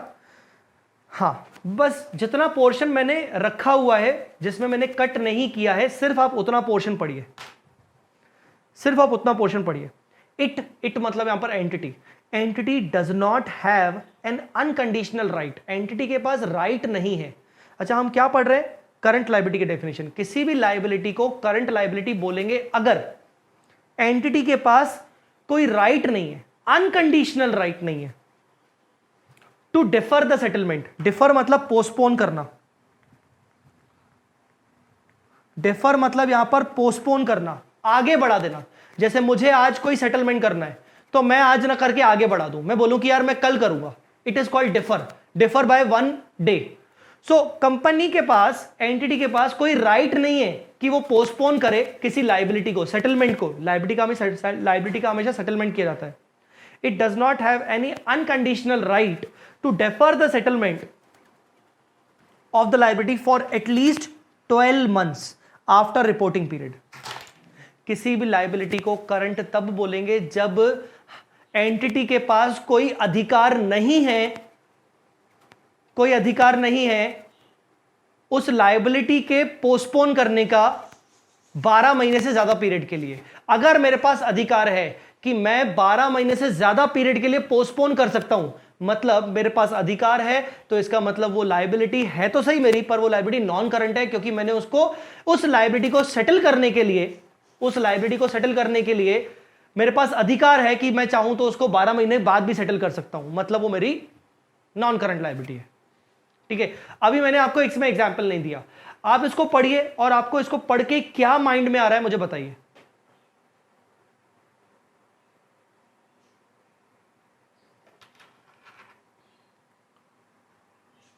ड्यू टू बी, बेटा ये टू अलग है, बी है। Due to be, due to be मतलब ये the liability is due to be settled. Due to be settle मतलब ये सेटल होने वाली है within 12 months।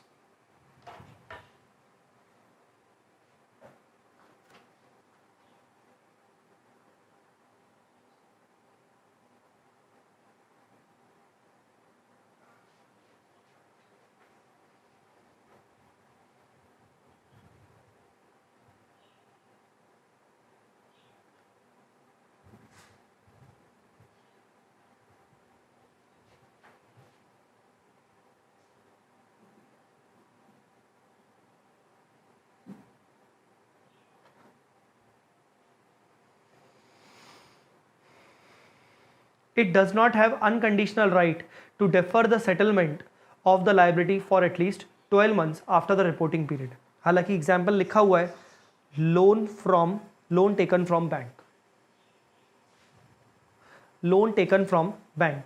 It does not have an unconditional right to defer the settlement of liability for at least 12 months। मेरे पास कोई right नहीं है, unconditional right नहीं है कि मैं जो लायबिलिटी को सेटल करना है मुझे, उसको मैं पोस्टपोन कर सकता हूं, वो भी 12 महीने या उससे ज्यादा पीरियड के लिए। मेरे पास ऐसा कोई राइट नहीं है। अगर मेरे पास राइट है, दैट मीन्स वो चीज मेरी नॉन करंट लायबिलिटी मानी जाएगी। एग्जाम्पल दूं कि आप कुछ बताओगे इस पे, एग्जाम्पल दूं कि आप कुछ बताओगे इस पे।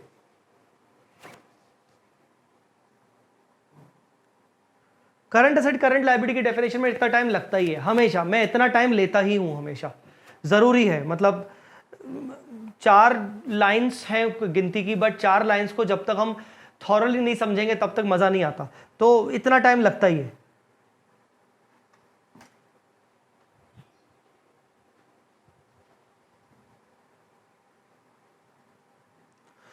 If we does default in loan, then bank have right to demand back full loan। तो हम उसे डेफर नहीं कर सकते। वेरी गुड, वेरी गुड तेजस जोशी। तेजस जोशी का कमेंट आया है, और मैं ध्यान नहीं है मुझे कि तेजस ने पहले भी कभी कमेंट किया हो। आज की क्लास में तो उनका पहला कमेंट है, बट पहले तेजस जोशी, आप क्या शुरू से देख रहे हैं क्लासेस कि आप जस्ट एक विजिट करने आए, विजिटर हैं?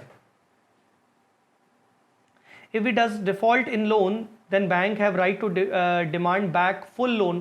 तो हम उसे डेफर नहीं कर सकते।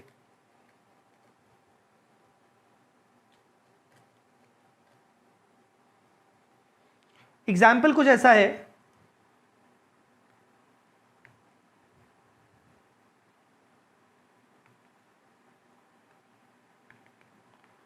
I took a loan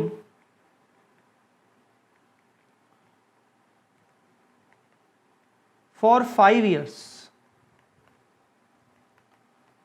from bank, ₹10 lakhs। मैंने 10 लाख रुपए का लोन लिया 5 साल के लिए, ठीक है। फर्स्ट ईयर इज कंप्लीट, पहला साल कंप्लीट। मैं अपनी बैलेंस शीट में लोन दिखाऊंगा 10 lakh rupees non current liability के अंदर। फैक्ट है, सीधी बात। कैसे बोल सकता हूं कि मैं उसको नॉन करंट लायबिलिटी के अंदर दिखाऊंगा? मैं कैसे बोल सकता हूं कि मैं उसको नॉन करंट लायबिलिटी के अंदर दिखाऊंगा? वेरी गुड तेजस, वेरी गुड। सो कैसे मैं बोल सकता हूं कि मैं नॉन करंट लायबिलिटी पे दिखाऊंगा? बिकॉज मैंने लोन 5 साल के लिए लिया है, मैंने कोई डिफॉल्ट नहीं किया, मैं प्रॉपरली बैंक को इंटरेस्ट वगैरह पे कर रहा हूं। मान लीजिए प्रिंसिपल अमाउंट मुझे 5 साल बाद पे करना है, मेरा कोई डिफॉल्ट नहीं है। मेरे पास अभी कितना समय बचा है? 4 साल। ऑल्दो मैं चाहूं तो मैं विद इन 1 मंथ उसको सेटल कर सकता हूं, बल्कि अच्छा है ना, पैसा आ गया तो मैं इस लायबिलिटी खत्म कर दूं। मैं चाहूं तो उसको विद इन 1 मंथ सेटल कर सकता हूं। 5 साल का लोन है तो क्या जरूरी है क्या मैं 5 साल तक चलाऊंगा? मेरी मर्जी, मैं पहले से खत्म कर दूं उसको। ठीक है, पॉइंट नंबर 1। अब पर मेरे पास अधिकार है कि मैं इस लोन को 4 साल तक डेफर कर सकता हूं, मैं इस 4 साल तक इस लोन को चला सकता हूं। ठीक है, तो कहीं ना कहीं ये क्या हुआ, मेरे पास अधिकार है, मैं इसको 4 साल तक और आगे बढ़ा सकता हूं। मतलब ये मेरे लिए हो गया non current, because I have right to defer it, to defer the postpone of this 10 lakh rupees for 4 years. This is non current. मान लीजिए 1 ईयर कंप्लीट हुआ, बट 1 ईयर कंप्लीट होने से पहले 28 फरवरी को मेरा इंटरेस्ट ड्यू होता है और मुझे वो इंटरेस्ट पे करना पड़ता है, क्योंकि प्रिंसिपल अमाउंट तो मैं पे करूंगा 5 साल बाद, पर मुझे इंटरेस्ट को पे करना पड़ता है 28 फेब को। मतलब बैलेंस शीट 31 मार्च से पहले। मैंने इंटरेस्ट ड्यू हुआ, नॉट पेड, मैंने इंटरेस्ट पे नहीं किया। मेरा इंटरेस्ट ड्यू हुआ पर मैंने पे नहीं किया, ये क्या माना जाएगा? It is a kind of default. ये हो गया डिफॉल्ट। जैसे ही लोन डिफॉल्ट हो गया, अब मैं वापस आता हूं, लोन कितने साल का था? 5 साल का था। आप इतना तो जानते होंगे कि जब भी हम बैंक से लोन लेते हैं तो बैंक कितने सारे डॉक्यूमेंट्स पे साइन करवाता है, कितने सारे डॉक्यूमेंट्स पे साइन करवाता है। उस सभी डॉक्यूमेंट्स में बैंक के कंडीशंस लिखे होते हैं कि ये कंडीशन है, ऐसा रहेगा, ऐसा रहेगा, बहुत सारे डॉक्यूमेंट्स पे साइन करवाता है। उसको बोलते हैं कोवेनेंट्स। कोवेनेंट्स आप इसको बोल सकते हो कंडीशंस। सो बेसिकली बैंक इतने डॉक्यूमेंट्स पे साइन करवाता है, आप एग्री करते हो, हाँ ठीक है, यहां साइन, यहां साइन, यहां साइन, यहां साइन। आप जानते हो कि उनमें से एक कंडीशन क्या लिखी होती है? ये लिखा होता है कि किसी भी टाइम पर अगर आप लोन में डिफॉल्ट करते हो, रीपेमेंट में, इंटरेस्ट के, प्रिंसिपल के या ईएमआई के, अगर इंटरेस्ट में डिफॉल्ट करते हो तो वो लोन आपका रीपेबल ऑन डिमांड हो जाएगा। वो लोन हो जाएगा रीपेबल ऑन डिमांड। मतलब क्या? अगर आप किसी भी टाइम पर इंटरेस्ट पेमेंट पे डिफॉल्ट करते हो तो डिफॉल्ट के बाद कायदे से होता यह है कि डिफॉल्ट करते तो आपको विद इन एक टाइम अपॉर्चुनिटी दी जाती है कि चलो आप उसको डिफॉल्ट को ठीक कर लो। बट अगर आप हमारी बात नहीं मानते हो विद इन टाइम पीरियड, तो हम आपके उस लोन को रीपेबल ऑन डिमांड मान लेते हैं। मैं यहां पर कोई टाइम अपॉर्चुनिटी नहीं दे रहा हूं, मैं मान लो ऐसा एग्जाम्पल कर रहा हूं कि जैसे ही आपने डिफॉल्ट किया, इंटरेस्ट पे नहीं किया, आपका लोन बन गया repayable on demand. Now what do you mean by repayable on demand? Repayable on demand का मतलब होता है कि बैंक के पास इमीडिएट राइट आ गए कि आपसे वो अपना 10 लाख रुपए का पैसा किसी भी वक्त वापस ले सकता है, आप मना नहीं कर सकते हो। अब मुझे बताओ कि 5 साल में से 1 साल हुआ है, पर क्या आपके पास स्टिल 4 साल तक इस लोन को डेफर करने का राइट है? The answer is no, you don't have right. You don't have right to defer the postponement, to defer the postponement or to defer the settlement of liability, to defer the settlement of liability for at least a period of 12 months. You don't have right. आपका loan repayable on demand हो गया। सो आप इसको कैसे example बोल सकते हो, इसको शॉर्ट में अगर इस पॉइंट का एग्जाम्पल चाहिए आपको तो आप ये बोल सकते हो, a long term loan converts into repayable demand.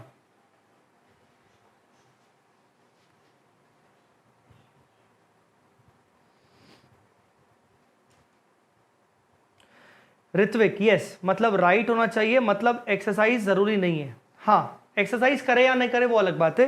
The important is अगर मेरे पास राइट है डेफर करने का, एक्सरसाइज करूं चाहे नहीं करूं उसकी बात अलग है।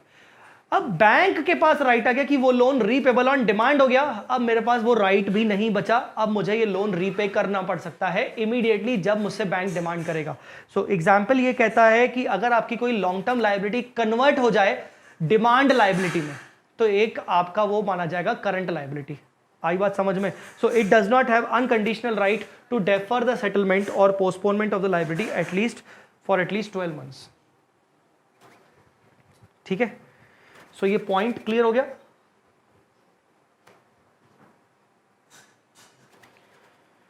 ये पॉइंट क्लियर हुआ सबको?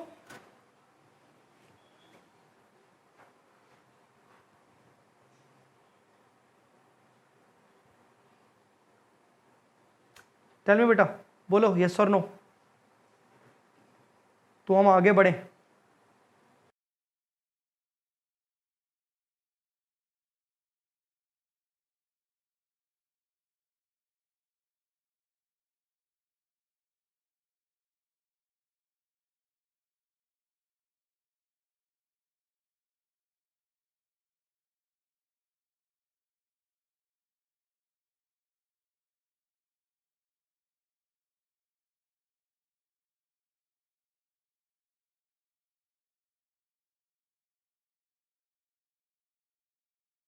फोर्थ फिफ्थ पॉइंट बहुत इजी है। A receivable shall be classified as trade receivable if it is in respect of the amount due or on goods or if it is in respect of the amount due on account of goods sold or services rendered in the normal course of business।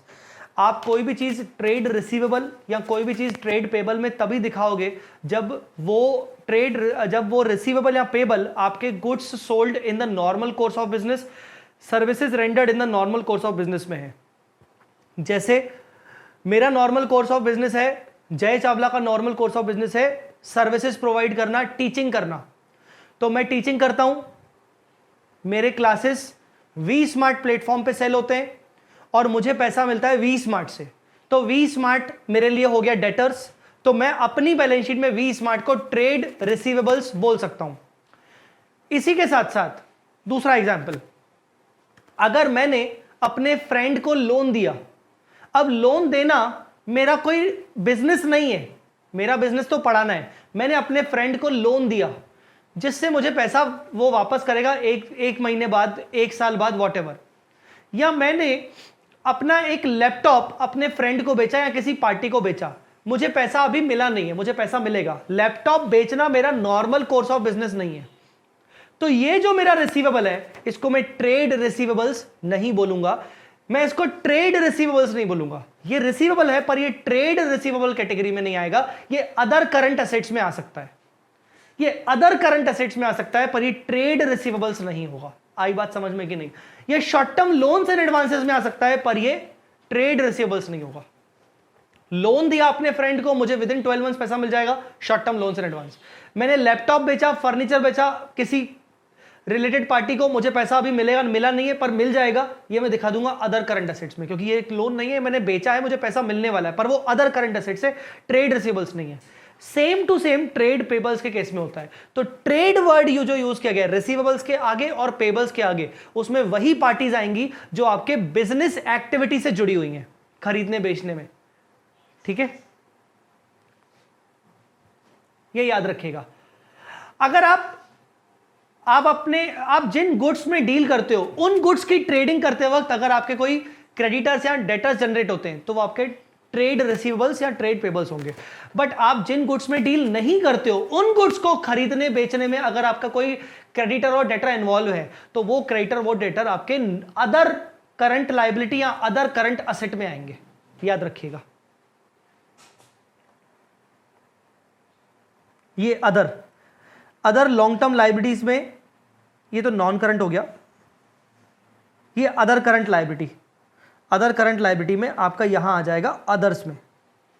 आई बात समझ में कि नहीं? ठीक है, ये सब चीजें अपन पढ़ चुके थे। नॉन करंट असेट्स इतना कुछ खास नहीं है, तो आप इसको अभी खुद ही आप इसको बाद में खुद ही रीड कर लीजिएगा। इंपॉर्टेंट ये वाले पॉइंट्स मैंने पढ़वा लिए थे। करंट असेट्स मैंने आपको बता दिया था, पढ़वा दिए थे।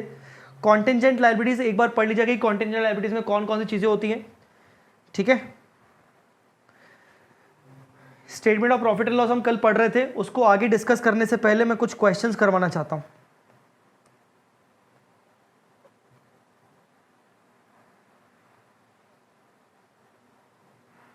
आइए क्वेश्चन नंबर 1, क्वेश्चन नंबर 1 पे आइए।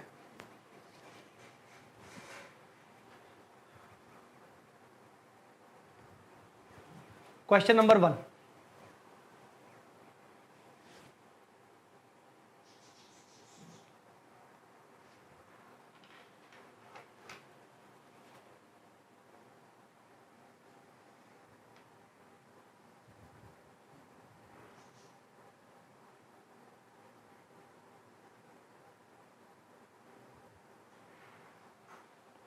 Question number 1,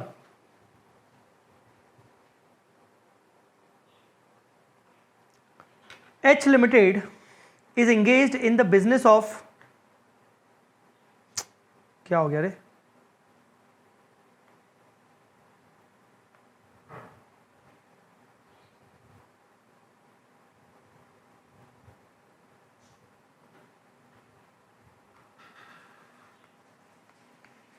H Limited is engaged in the business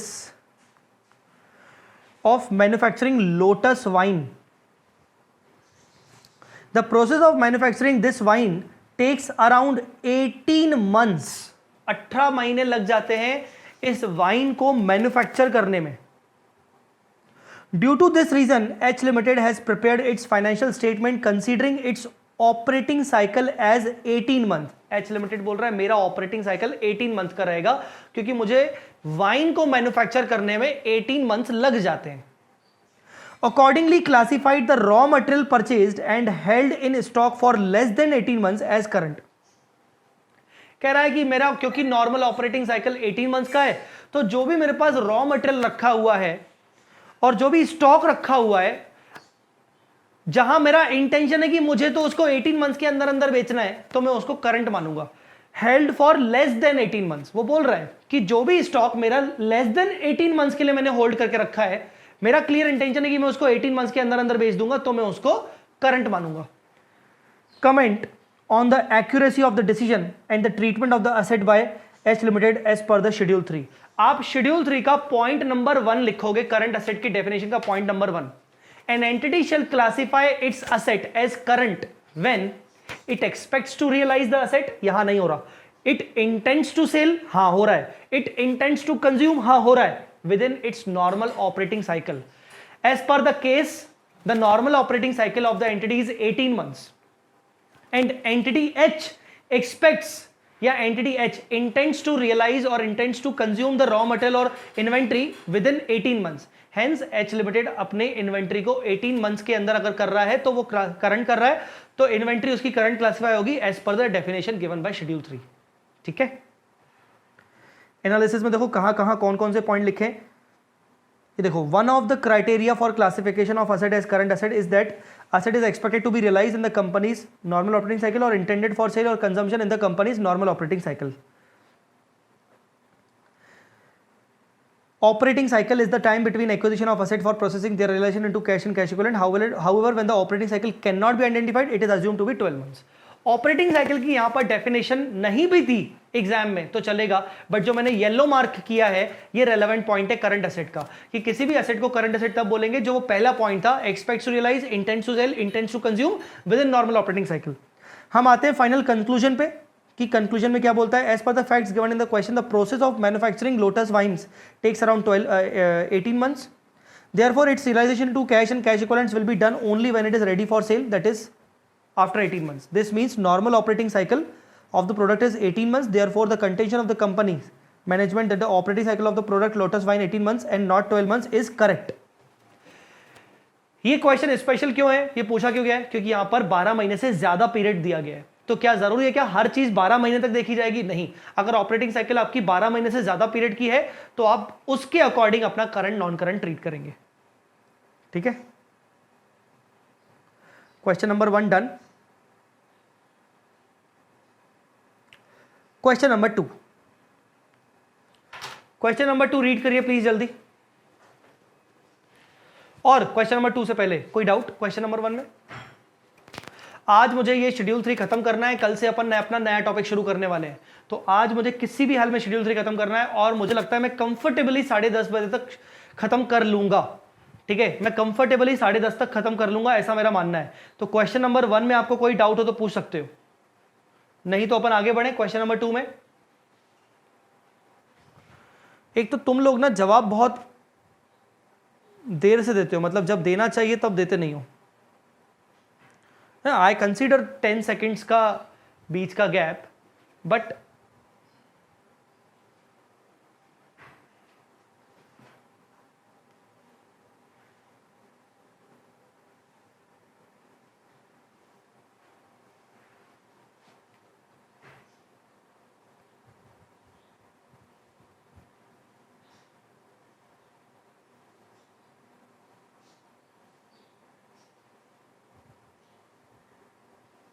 चलो क्वेश्चन नंबर 2 रीड करो।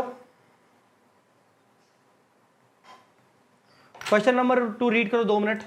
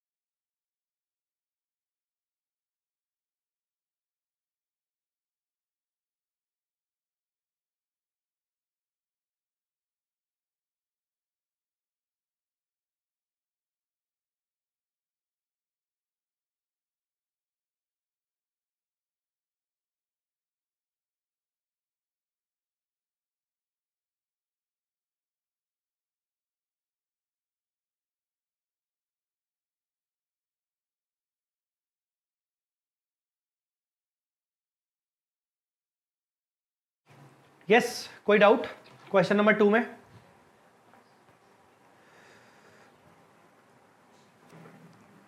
Combined Limited is a group engaged in manufacture and sale of industrial and consumer products. Industrial and consumer products का manufacturing और cell करता है। One of its division deals with the real estate sector, मतलब 2 अलग अलग business है, एक manufacturing of industrial and consumer products and selling it, दूसरा रियल एस्टेट, बिल्कुल ही अलग, कंस्ट्रक्शन।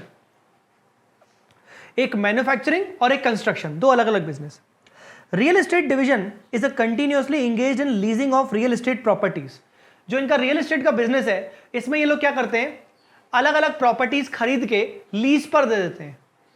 ठीक है, the accountant showed the rent arising from lease of real estate as other income. Accountant कह रहा है कि जो रियल एस्टेट से जो मुझे लीज जो पैसा आ रहा है, इनकम आ रही है, वो हमारी अदर इनकम है। In the statement of profit and loss, whether the classification of rent income made by accountant is correct और not in the light of schedule 3। Although मैंने अभी P&L के बारे में उसके जनरल इंस्ट्रक्शन आपको नहीं पढ़वाए, बट मुझे कहीं ना कहीं लगा कि यार ये बहुत ही जनरल क्वेश्चन है, इसका आंसर एक्सपेक्ट किया जा सकता है कि क्या होना चाहिए। दो अलग अलग बिजनेसेस हैं, एक बिजनेस मैन्युफैक्चरिंग का, एक बिजनेस रियल एस्टेट का। दोनों मेन बिजनेस है हमारे। दोनों बिजनेस से जो हमारी इनकम आ रही है उसमें से जो मैन्युफैक्चरिंग वाली जो इनकम आ रही है उसको वो रेवेन्यू फ्रॉम ऑपरेशन में दिखा रहा होगा, और रियल एस्टेट से जो इनकम आ रही है वो उसको अदर इनकम में दिखा रहा होगा। क्या ये सही कर रहा है? थोड़ा सा रेफरेंस देना चाहूंगा P&L के जनरल इंस्ट्रक्शंस का।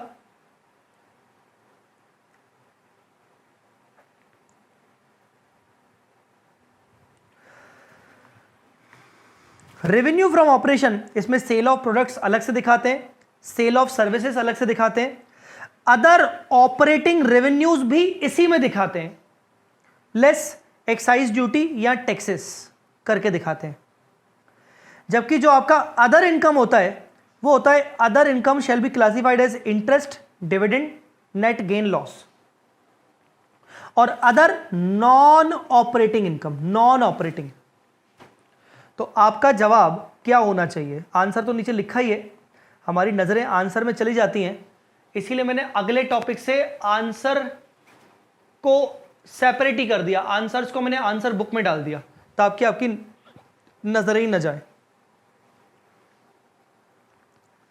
इस क्वेश्चन में हम ये बोलेंगे कि रियल एस्टेट भी उसका एक डिफरेंट सेगमेंट है, जिससे उसको जो लीज इनकम आ रहा है वो उसका मेन ऑपरेटिंग बिजनेस एक्टिविटी होगा और वो रेवेन्यू फ्रॉम ऑपरेशन में क्लासिफाई होना चाहिए। सिंपल अगर मैं 2 लाइन में आपको इसका कंक्लूजन बताऊं तो रियल एस्टेट बिजनेस से जो उसको लीज इनकम मिल रहा है वो उसको अदर इनकम में डाल रहा है, जो कि गलत कर रहा है। वो प्रॉफिट एंड लॉस स्टेटमेंट के शेड्यूल 3 के रिक्वायरमेंट्स के अकॉर्डिंग ठीक नहीं कर रहा है। शेड्यूल 3 कहता है कि आपके जितने भी ऑपरेटिंग एक्टिविटी से जुड़े हुए इनकम्स हैं, रिसीट्स हैं, वो सब के सब आप रेवेन्यू फ्रॉम ऑपरेशन में डालोगे अलग अलग दिखा के। सेल पार्ट है अलग से दिखाओगे, सर्विस पार्ट है अलग से दिखाओगे, अदर टाइप का नॉन ऑपरेटिंग है, ऑपरेटिंग है वो अलग से दिखाओगे। ठीक है, तो as per the general instructions for preparation of statement of profit and loss given in the schedule 3, other income does not include operating income। साफ साफ कह रहा है other income does not include operating income। rent income arising from leasing of real estate property is an operating,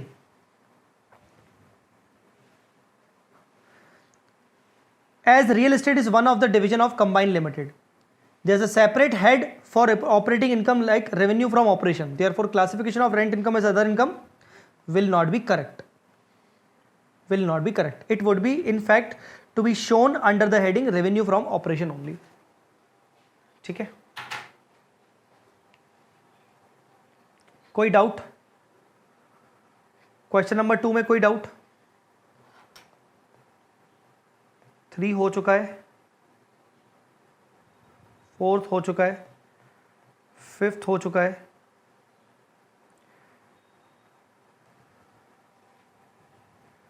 6th बचा है। अपन अभी 6th देख लेंगे, पहले इतना ठीक है।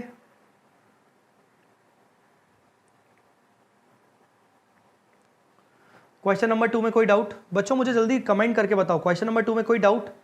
नहीं तो फिर आगे चलें और रिमेनिंग प्रॉफिट एंड लॉस के स्टेटमेंट को कवर करें और लास्ट क्वेश्चन नंबर 6 कवर करें। आज की क्लास में हमारा शेड्यूल 3 खत्म हो जाएगा।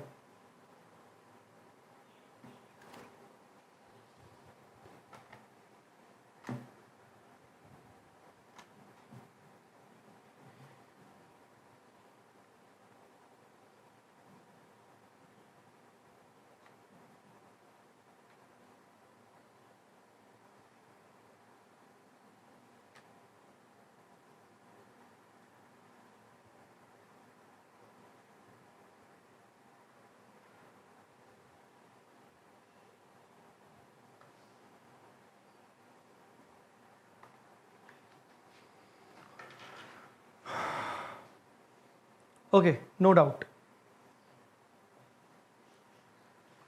चलिए, तुम लोग डाउट क्यों नहीं पूछते हो यार? मतलब कोई डाउट ही नहीं है, मतलब ऐसे कैसे हो सकता है? चलो जल्दी से जल्दी मुझे एक्सपेंस के वो जो 6 आइटम्स थे, 6-7 आइटम्स थे, जल्दी बताओ कौन कौन से होते हैं। कल हमने बहुत ही थॉरोली इसको डिस्कस किया था, एक्सपेंस के सारे आइटम्स को। शुरू से बात करते हैं, statement of profit and loss. सबसे पहले revenue from operation. Revenue from operation को जब भी आप दिखाओगे, आप नीचे आ जाइए, देखो रेवेन्यू फ्रॉम ऑपरेशन। अब भी जस्ट हमने एक पॉइंट देखा, रेवेन्यू फ्रॉम ऑपरेशन को आप जब भी दिखाओगे उसको सब क्लासिफाई करोगे कि भाई सेल से कितना हुआ, सर्विसेज से कितना हुआ। मैंने आपको रिलायंस इंडस्ट्रीज की रिपोर्ट में दिखाया था कि सेल पोर्शन कितना है, सर्विस पोर्शन कितना है, याद होगा। रिफाइनिंग, पेट्रोकेमिकल से उसका सेल कितना था, और सर्विसेज से उसने अलग से दिखाया था, फाइनेंशियल सर्विसेज, अदर सर्विसेज। सो आपको रेवेन्यू फ्रॉम ऑपरेशन में सेल पोर्शन अलग, सर्विस पोर्शन अलग। अब सेल में भी अगर आपके दो अलग अलग आइटम है तो आप दिखा सकते हो, रिफाइनिंग अलग, पेट्रोकेमिकल अलग, ठीक है ना। सेल में भी आपके 3-4 आइटम्स हो सकते हैं। एक ऑटोमोबाइल कंपनी, आप सबसे बेस्ट एग्जांपल, एक ऑटोमोबाइल कंपनी का एग्जांपल ले लो। ऑटोमोबाइल कंपनी सेल्स और सर्विसेज दोनों में हो सकती है। सेल में वो क्या कर सकती है, sale of car, sale of two wheeler, हो सकता है वो दोनों टाइप के सेल्स दिखाती हो। Sale of car 4 wheeler, sale of 2 wheeler, ठीक है। सेल ऑफ 3 व्हीलर भी हो सकता है, सेल ऑफ ट्रक्स भी हो सकता है। टाटा की बात कर लेते हैं, टाटा क्या हमेशा क्या कार बेचता है क्या? नहीं, टाटा कमर्शियल व्हीकल्स भी बेचता है, तो वो अलग से दिखाएगा, sale of commercial vehicles, sale of cars other than commercial vehicles. आई बात समझ? टाटा की कोई 2 व्हीलर तो आती नहीं है, छोड़ दो, ठीक है ना। फिर सर्विस में वो क्या दिखाएगा, सर्विस में दिखाएगा कि वो जो सर्विसिंग सर्विसिंग गाड़ी की सर्विसिंग से जो उनको पैसा मिलता है, सर्विसिंग वाला। आई बात समझ में कि नहीं? सो बेसिकली इस तरीके से आप दिखाते हो।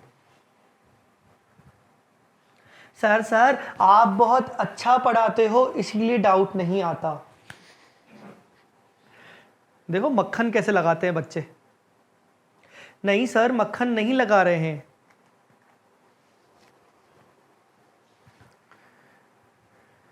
मैं मजाक कर रहा हूं, मतलब आप इसको ऑफेंडेड फील मत करना, मैं ऐसे ही बोलता रहता हूं। In respect of finance company, revenue from operation shall include. अच्छा हाँ, अगर एक बैंकिंग कंपनी है, NBFC, non banking financial companies हैं, जो जिनका मेन ऑपरेटिंग एक्टिविटी ही लोन्स लेना, लोन्स देना होता है, जिनका मेन ऑपरेटिंग एक्टिविटी ही लोन देना, लोन लेना होता है, बैंकिंग। अब बैंकिंग बिजनेस में अगर बैंक्स को इंटरेस्ट हो रहा है तो उनके लिए वो जो इंटरेस्ट होगा वो उनके लिए रेवेन्यू फ्रॉम ऑपरेशन होगा। तो फाइनेंशियल कंपनीज लाइक बैंक्स के लिए रेवेन्यू फ्रॉम ऑपरेशन में इंटरेस्ट आएगा, और अदर फाइनेंशियल सर्विसेज जैसे उनको कमीशन का पैसा मिला, ब्रोकरेज का पैसा मिला, फाइनेंशियल सर्विसेज, फाइनेंशियल कंपनीज मतलब जैसे कोटक सिक्योरिटीज, ठीक है ना। ऐसे कंपनीज जो बैंकिंग बिजनेस में, सिक्योरिटीज बिजनेस में डील करती है, तो उनको जो बैंकिंग, जो उनको इंटरेस्ट इनकम होती है, ब्रोकरेज होती है, कमीशन होती है, वो सब उनके लिए रेवेन्यू फ्रॉम ऑपरेशंस होगा। आई बात समझ में कि नहीं? क्लियर?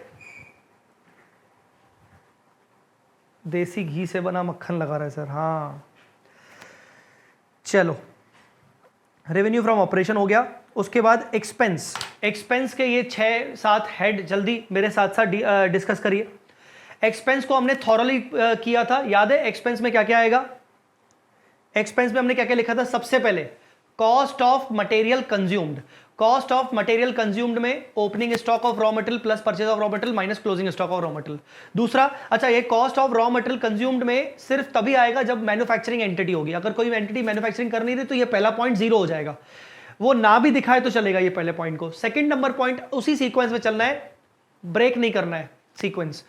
सेकंड पॉइंट था purchase of stock in trade. अगर आप बाहर से गुड्स डायरेक्टली खरीद के बेचते हो, स्टॉक इन ट्रेड मतलब आप कोई मैन्युफैक्चरिंग नहीं कर रहे हो, आप खरीदते हो बेच देते हो, purchase of stock in trade, तो आप दिखाओगे सेकंड वाले पॉइंट में। थर्ड, अब आपने जो सेकंड पॉइंट दिखाया उसमें तो सिर्फ परचेज दिखा दिया, तो थर्ड वाले पॉइंट में आप दिखाओगे changes in inventory of stock in trade या फिनिश गुड्स या WIP, क्योंकि रॉ मटेरियल तो ऊपर फर्स्ट वाले पॉइंट में कवर हो गया। तो changes in inventory, changes in inventory वाले पॉइंट में ओपनिंग स्टॉक और क्लोजिंग स्टॉक का डिफरेंस लिया जाता है। वर्क इन प्रोग्रेस का अलग से दिखाएंगे, फिनिश गुड्स का अलग से दिखाएंगे, स्टॉक इन ट्रेड होगा तो अलग से दिखाएंगे। अगर क्लोजिंग स्टॉक ज्यादा है, ओपनिंग स्टॉक कम है, तो ये हमारी इनकम हुई, पर उस इनकम को अपन कहां दिखा रहे हैं? एक्सपेंस वाले में।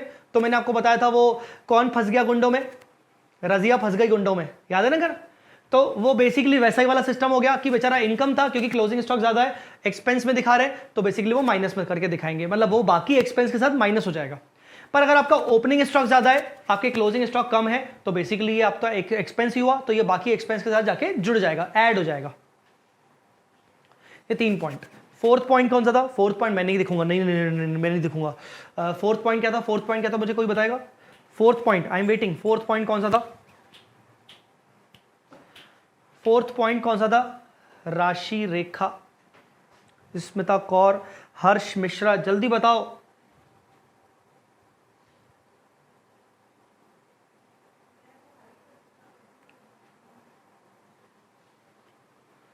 जल्दी बताइए, फोर्थ पॉइंट कौन सा था? बिना देखे नालायक बच्चों, मैं ही बता दूं। फोर्थ पॉइंट था फाइनेंस कॉस्ट या एम्प्लॉय बेनिफिट, दोनों में से कोई एक था। फाइनेंस कॉस्ट या एम्प्लॉय बेनिफिट, जल्दी बताइए, फाइनेंस कॉस्ट या employee benefit? Yes, employee benefit expense. Fourth point था एम्प्लॉय बेनिफिट एक्सपेंस। याद रखना, एम्प्लॉय बेनिफिट एक्सपेंस मतलब आप एम्प्लॉइज को जो भी पे कर रहे हो, सैलरी, बोनस, इंसेंटिव्स, अलाउंसेस, वो ओवर टाइम, इसमें डायरेक्टर्स का रेम्यूनरेशन भी आता है। याद रखना, इसमें डायरेक्टर्स का रेम्यूनरेशन भी एम्प्लॉय बेनिफिट एक्सपेंस में आएगा। ग्रेचुइटी, पीएफ, सब कुछ, everything will come under employee benefit expenses. उसके बाद फाइनेंस कॉस्ट। फाइनेंस कॉस्ट में क्या क्या आएगा? यहां दिया हुआ है। फाइनेंस कॉस्ट में आपका इंटरेस्ट आ सकता है, अदर बोरिंग कॉस्ट आ सकता है, exchange difference regarded as an adjustment to the borrowing cost, ये आपका AS 16 में कवर होता है। अगर आपने AS 16 ग्रुप 1 में पढ़ा हुआ है, अगर आपने AS 16 ग्रुप 1 में पढ़ा हुआ है तो आपको याद होगा कि ग्रुप 1 में AS 16 में बोरिंग कॉस्ट में 5 स्टार्टिंग में एक्सक्लूसिव पॉइंट पढ़ा जाते थे, जिनमें से एक लास्ट वाला था कि अगर आपका कोई एक्सचेंज डिफरेंस होता है फॉरेन करेंसी लोन पे, तो उसमें से उतना पोर्शन जितने से आपकी इंटरेस्ट की सेविंग हो रही है उसको भी अपन बोरोइंग कॉस्ट मानेंगे और वो आपका यहां पर माना जाएगा। ठीक है, अच्छा, फिर डेप्रिसिएशन एंड अमोर्टाइजेशन और उसके बाद अदर्स। चलिए, फिर क्या आया सर? ये आया profit loss before exceptional and extraordinary items. आपको याद होगा लास्ट क्लास में मैंने आपको रिलायंस इंडस्ट्रीज की जो बैलेंस शीट, जो डिस्क्लोजर्स दिखाए थे, उसमें एक डिस्क्लोजर में एक्सेप्शनल आइटम का डिस्क्लोजर था। उसने बताया था कि कोविड-19, कुछ याद आ रहा है कि नहीं? मुझे जल्दी रिप्लाई करिएगा। रिलायंस ने दिखाया था कि कोविड-19 पेंडेमिक के कारण उनको जो नुकसान हुआ है पर्टिकुलर चीज से, ऑयल के प्राइसेस गिरने से, उनको 4000 समथिंग कुछ का नुकसान हुआ है, इंक्लूडिंग टैक्सेस का भी उसमें उसका इम्पैक्ट दिया गया था। उसको उन्होंने एक्सेप्शनल आइटम दिखाया था। कुछ याद आ रहा है कि नहीं? तो आप वही दिखाते हो कि भाई आपके एक्सेप्शनल आइटम्स को छोड़कर और एक्स्ट्राऑर्डिनरी आइटम्स को छोड़कर बाकी आपका प्रॉफिट कितना हो गया। मतलब ऊपर आपने जितने भी आइटम्स दिखाए उसमें एक्स्ट्राऑर्डिनरी आइटम नहीं दिखाया है, उसमें एक्सेप्शनल आइटम नहीं दिखाया है, क्योंकि एक्सेप्शनल आइटम आप अलग से दिखाओगे और एक्स्ट्राऑर्डिनरी आइटम आप अलग से दिखाओगे। एक्सेप्शनल आइटम आपका इनकम भी हो सकता है, एक्सपेंस भी हो सकता है। एक्स्ट्राऑर्डिनरी भी आपका इनकम भी हो सकता है, एक्सपेंस भी हो सकता है। एक्स्ट्राऑर्डिनरी आइटम AS 5 से आता है, AS 5।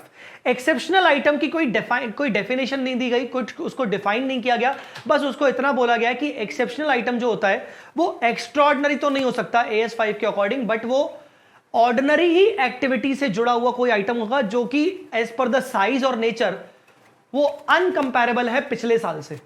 जैसे मैं आपको बोलूं कि बैड डेट्स, अब बैड डेट्स को मैं बोलूंगा कि ये मेरा ऑर्डिनरी एक्टिविटी का आइटम है। भाई बिजनेस कर रहा हूं तो बैड डेट्स होंगे ही, ऑब्वियसली थोड़े बहुत होंगे।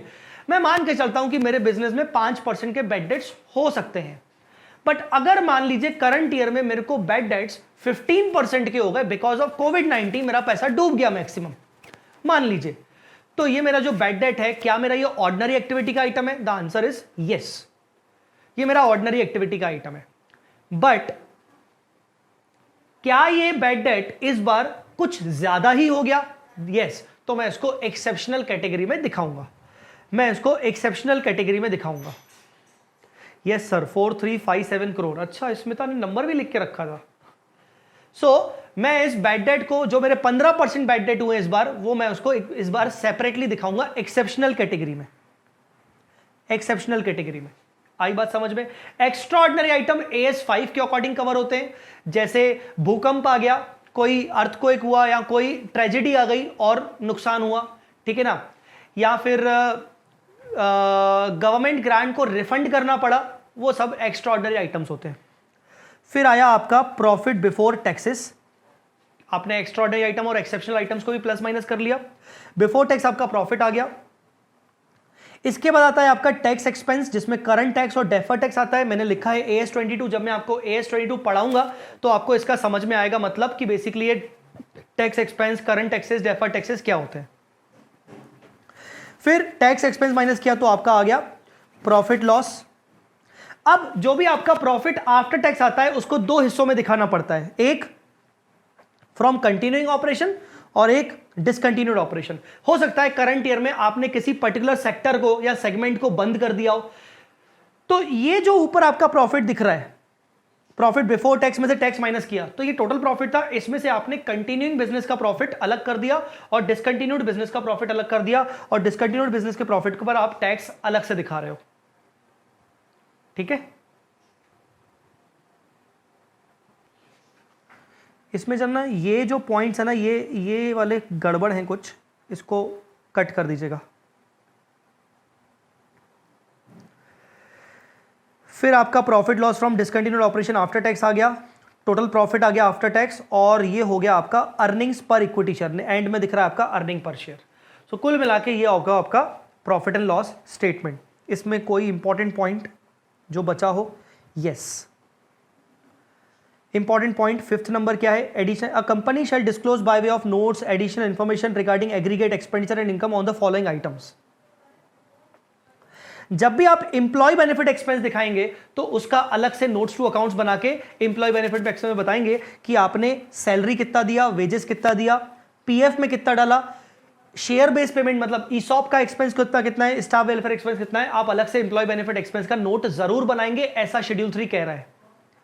डेप्रिसिएशन अमोर्टाइजेशन जब भी आप दिखाएंगे फेज पे तो उसका नोट जरूर बनाएंगे। ऊपर लिखा है ना, company shall disclose by way of notes या फिर additional information regarding aggregate expenditure income on the following items. Employee benefit का आगे चल के नोट दिखा के उसको डिसएग्रीगेट करके दिखाओगे कि उसके अंदर कौन कौन से आइटम है। डेप्रिसिएशन का, अमोर्टाइजेशन का, उसको भी डिसएग्रीगेट करके दिखाओगे कि उसमें कौन कौन से आइटम्स हैं। ये बहुत इंपॉर्टेंट है, एग्जाम में आ सकता है। एनी आइटम ऑफ इनकम और expenditure which exceeds 1% of the revenue from operation और ₹1 lakh whichever is higher. किसी भी आइटम का वैल्यू, किसी भी आइटम का वैल्यू अगर रेवेन्यू फ्रॉम ऑपरेशन के 1% और ₹1 lakh whichever is higher अगर उससे ज्यादा हुआ तो आप उस आइटम को सेपरेटली उसको नोट्स टू अकाउंट्स में डिस्क्लोज करोगे। आप उसको सेपरेटली डिस्क्लोज करोगे, ऐसा नहीं कि उसको मिसलेनियस एक्सपेंडिचर में डाल दिया, नहीं, आप उसको अलग से दिखाओगे अगर उसकी थ्रेशोल्ड लिमिट के ऊपर वो जा रहा है। थ्रेशोल्ड लिमिट क्या है? ₹1 लाख और 1% of revenue from operation whichever is higher. आपका रेवेन्यू फ्रॉम ऑपरेशन है 5 करोड़, तो 5 करोड़ का 1%, 5 करोड़ का 1% मतलब 5 लाख, 5 लाख और 1 lakh whichever is higher मतलब 5 लाख। अगर आपका कोई भी इनकम और कोई भी एक्सपेंस, कोई भी आइटम, बैड डेट हो गया, एडवर्टाइजिंग हो गया, सैलरी हो गया, कुछ भी हो गया, अगर आपका 5 लाख से ज्यादा है तो आप उसको सेपरेटली दिखाओगे। ठीक है ना? आप इंटरेस्ट इनकम का नोट अलग से बनाओगे कि इंटरेस्ट इनकम आपको कहां कहां से आया, बैंक से कितना आया, रिलेटेड पार्टीज से कितना आया, अदर पार्टीज से कितना आया। इंटरेस्ट एक्सपेंस, आपने इंटरेस्ट किस किस को दिया, अलग से दिखाओगे। डिविडेंड इनकम, कौन कौन सी कंपनी से डिविडेंड आया, इन सब के आप नोट्स टू अकाउंट्स बनाओगे। ऑडिटर को अगर आपने पेमेंट किया तो आपने ऑडिटर को ऑडिट का कितना पैसा दिया, टैक्सेशन मैटर्स का कितना पैसा दिया, कंपनी लॉ मैटर्स का कितना पैसा दिया, अदर सर्विस का कितना पैसा दिया, कुछ उसने एक्सपेंस किए थे आपके बिहाफ पे तो आपने उसको रीइंबर्स किया तो कितना पैसा दिया। आप इन सबके नोट्स टू अकाउंट्स बनाओगे, ये भी इंपॉर्टेंट है। In case of companies covered under section 135, amount of expenditure incurred on corporate social responsibility activities, CSR activity के ऊपर अगर आपने पैसा खर्च किया है, क्योंकि आप 135 सेक्शन में फॉलो रहे हो, तो आपको सीएसआर एक्टिविटी के ऊपर अगर आपने पैसा खर्च किया है तो कितना पैसा खर्च किया उसको भी अलग से दिखाओगे। Details of items of exceptional nature, और एक्सेप्शनल आइटम्स अगर एक से ज्यादा है तो उनका भी डिटेल दिखाओगे। तो ये सारे ऐसे आइटम्स हैं जिनका आपको अलग से सेपरेट नोट्स या एडिशनल इंफॉर्मेशन में उनको अलग से डिटेल देना पड़ेगा। ठीक है, understood guys? So this was statement of profit and loss. इसके अलावा हम फाइनली डी नंबर पॉइंट पे आ चुके हैं। डी नंबर पॉइंट पे आ चुके हैं, general instruction for the preparation of consolidated financial statement. Consolidated financial statement आप सभी बच्चों को पता है, हमने इसके पहले क्लास में बात की हुई थी, तो मैंने आपसे पूछा था, आपने बताया भी था कि कंसोलिडेटेड फाइनेंशियल स्टेटमेंट्स मतलब जो फाइनेंशियल स्टेटमेंट्स होल्डिंग और सब्सिडरी के मर्ज करके बनाए जाते हैं। ठीक है ना? जब आप कंसोलिडेटेड फाइनेंशियल स्टेटमेंट बनाओगे तो आपको क्या ध्यान रखना है, ऊपर बताए गए बैलेंस शीट के फॉर्मेट को ही फॉलो करना है, उनके इंस्ट्रक्शन को ही फॉलो करना है, ऊपर बताए गए P&L को ही फॉलो करना है, उनके इंस्ट्रक्शन को ही फॉलो करना है, बट एडिशनली आपको अलग से कुछ चीजें दिखानी है।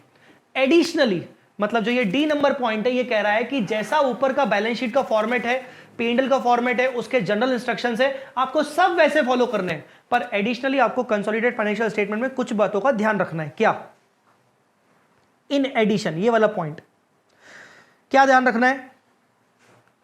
प्रॉफिट और loss attributable to minority interest. आपको माइनॉरिटी इंटरेस्ट का प्रॉफिट अलग से दिखाना है। अब सर ये माइनॉरिटी इंटरेस्ट क्या होता है? मान लीजिए एक है आपका एच लिमिटेड और एक है आपका एस लिमिटेड। एस लिमिटेड मतलब सब्सिडरी। एस लिमिटेड के 10,000 आउटस्टैंडिंग शेयर्स हैं, जिसमें से 80% एच ने खरीदे हैं, purchased by H, that is 8,000। तो होल्डिंग कंपनी के पास 80% शेयर है, तो इसका मतलब बाकी 20% शेयर किसके पास है?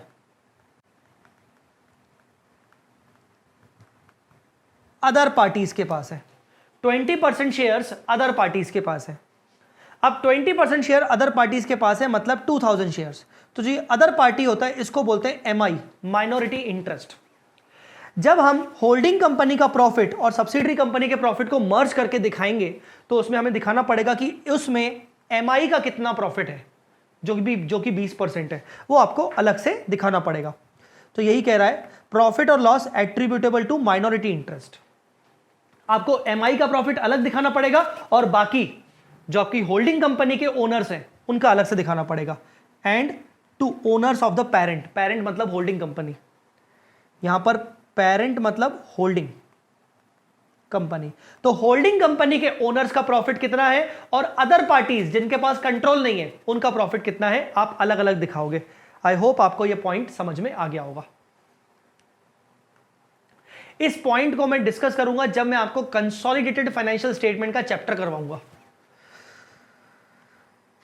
Minority interest in the balance sheet within equity shall be presented separately from equity from the owner of parent। मतलब क्या? माइनॉरिटी इंटरेस्ट मतलब जो ये 20% शेयर होल्डर्स हैं एस लिमिटेड के, आप इनको बैलेंस शीट में कहां दिखाओगे? इनकी वैल्यू कुछ ना कुछ निकलती है, इनको बैलेंस शीट में कहां दिखाओगे? इनको बैलेंस शीट में आप दिखाओगे, ऊपर बैलेंस शीट में जा रहा हूं मैं, इनको आप बैलेंस शीट में कहां दिखाओगे? आ जाइए, इनको आप बैलेंस शीट में, ये जो आपका पॉइंट नंबर 1 है, पॉइंट नंबर 2 है, पॉइंट नंबर 3 जो आपका नॉन करंट लायबिलिटी है, इसके जस्ट ऊपर, मतलब ये जो होगा पॉइंट नंबर 3, अब ये 4 बन जाएगा, ये करंट बन जाएगा 5 और 4th नंबर पॉइंट आ जाएगा माइनॉरिटी इंटरेस्ट। मतलब माइनॉरिटी इंटरेस्ट को आप नॉन करंट लायबिलिटी से ऊपर दिखाओगे पर ऊपर वाले शेयर होल्डर फंड से अलग दिखाओगे, ऐसा बोला गया है। तो माइनॉरिटी इंटरेस्ट को आपको इस तरीके से, थर्ड पॉइंट, माइनॉरिटी इंटरेस्ट को आपको share application money pending allotment के बाद दिखाना है, मतलब शेयर होल्डर्स फंड के अलावा दिखाना है।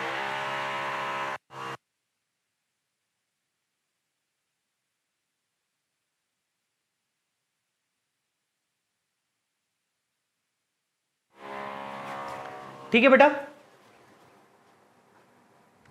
क्लियर? अरे कुछ तो बोलो अंकल।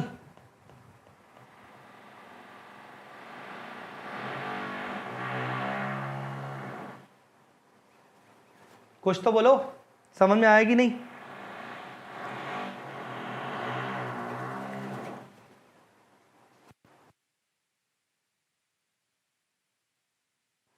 ये last point, consolidated financial statement the following shall be disclose by way of additional information. Her company जो कि एक होल्डिंग कंपनी है, उस होल्डिंग कंपनी को अपने सब्सिडरी कंपनी, एसोसिएट कंपनी और ज्वाइंट वेंचर कंपनी की डिटेल्स देनी पड़ेगी। आपको याद होगा रिलायंस की एनुअल रिपोर्ट में उन्होंने अपनी सब्सिडरी कंपनीज की डिटेल बताई थी। उन्होंने बताया था कि हमने अपनी सब्सिडरी कंपनीज में जो इक्विटी शेयर का इन्वेस्टमेंट किया है वो अलग से कितना कितना कितना कितना है। याद होगा मैंने आपको बताया, तो देखो इतनी सारी कंपनीज। तो हर होल्डिंग कंपनी को जो कि कंसोलिडेशन कर रही है उसको अपने फाइनेंशियल स्टेटमेंट्स में सबसे लास्ट में बताना पड़ेगा कि उसकी इंडियन सब्सिडरीज कौन कौन सी हैं, फॉरेन सब्सिडरीज कौन कौन सी हैं, और उन सब्सिडरीज में उनके माइनॉरिटी इंटरेस्ट के कितने परसेंटेज शेयर हैं, इंडियन एसोसिएट कंपनीज कितनी है, फॉरेन कितनी है। सर ये एसोसिएट क्या होता है? एसोसिएट कंपनी मतलब जिस कंपनी में हमने 20% या उससे ज्यादा इन्वेस्ट किया है बट 50% के अंदर किया है, क्योंकि 50% से ज्यादा कर लेंगे तो वो होल्डिंग, वो हमारी सब्सिडरी बन जाएगी। तो हमारी एसोसिएट कंपनी कितनी है, ज्वाइंट वेंचर्स इंडिया में कितनी है और फॉरेन में कितनी है, और उनका नाम ही नहीं, कंपनी के टोटल नेट एसेट्स में उनका कितना शेयर है, कंपनी के टोटल प्रॉफिट में उनका कितना शेयर है, कंपनी के टोटल, ये वाला लास्ट वाला पॉइंट तो वैसे आपके काम का नहीं है, ये लास्ट वाला पॉइंट आपके काम का नहीं है, किसी भी काम का नहीं है, सिर्फ ये है कि आपके काम के ये दोनों पॉइंट है, नेट एसेट्स में उसका कितना शेयर है और share in profit and loss में कितना शेयर है। ठीक है, सो ये था आपका कंसोलिडेशन से जुड़ी हुई एडिशनल रिक्वायरमेंट्स। जो ये पॉइंट नंबर डी है, ये कहता है कि आप जैसे बैलेंस शीट P&L का फॉर्मेट अभी याद करके आए हो, जनरल इंस्ट्रक्शंस वो सभी के सभी फॉलो करने हैं कंसोलिडेशन में भी। एडिशनली आपको MI माइनॉरिटी इंटरेस्ट का प्रॉफिट जितना भी है P&L में अलग से शो करना है, MI को बैलेंस शीट में कहां शो करना है वो बताया, और एक होल्डिंग कंपनी के पास जितनी भी सब्सिडरीज हैं, एसोसिएट्स हैं, ज्वाइंट वेंचर्स हैं, उनकी डिटेल लिस्टिंग बतानी है कि कौन कौन सी है, कहां कहां है, उनका नेट एसेट्स में कितना शेयर है परसेंटेज वाइज और अमाउंट वाइज, और प्रॉफिट में उनका कितना शेयर है परसेंटेज वाइज और अमाउंट वाइज, आपको यह बताना है। ठीक है, इसमें कोई डाउट? अगर कोई डाउट हो तो पूछ लीजिए। एंड लास्ट क्वेश्चन नंबर 6 पे आ जाइए, क्वेश्चन नंबर 6 पे आ जाइए, अगर कोई डाउट हो तो पूछ लीजिए, नहीं तो क्वेश्चन नंबर 6 पे आके हम फाइनली कंक्लूड करते हैं आज के सेशन को।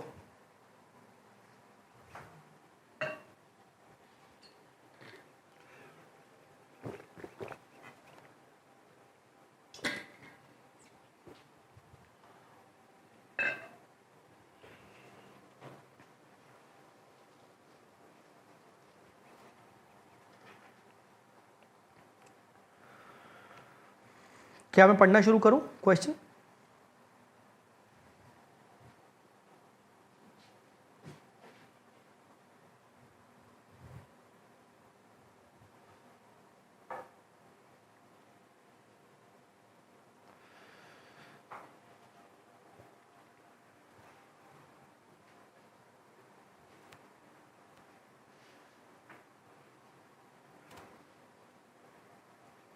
चलो, how will a company classify its investment in preference shares which are convertible into equity shares within 1 year from the balance sheet date? Will it classify the investment as current asset or non-current asset? Explain. Company ने preference shares में investment किया है, company ने preference share issue नहीं किए, company ने preference shares में investment किया है, और वो जो उसका इन्वेस्टमेंट प्रेफरेंस शेयर्स में है वो आगे चल के कन्वर्ट हो जाएगा इक्विटी शेयर्स में। कितने टाइम में? 1 ईयर के अंदर अंदर। Will it classify the investment as current और नॉन करंट? एक्सप्लेन। वो पूछ रहा है कि हमें उसको करंट में एक्सप्लेन ट्रीट करना चाहिए कि नॉन करंट में। आइए, in accordance with schedule 3 in investment realisable within 12 months from the reporting date is classified as current. Such realization should be in the form of cash or cash equivalent rather than through conversion of one asset into another. Hence, company must classify an investment as a non-current unless it expects to sell the preference shares or equity shares on conversion and realize the cash within 12 months. ये पूछ रहा है, मैं फिर से बता दूं question क्या है।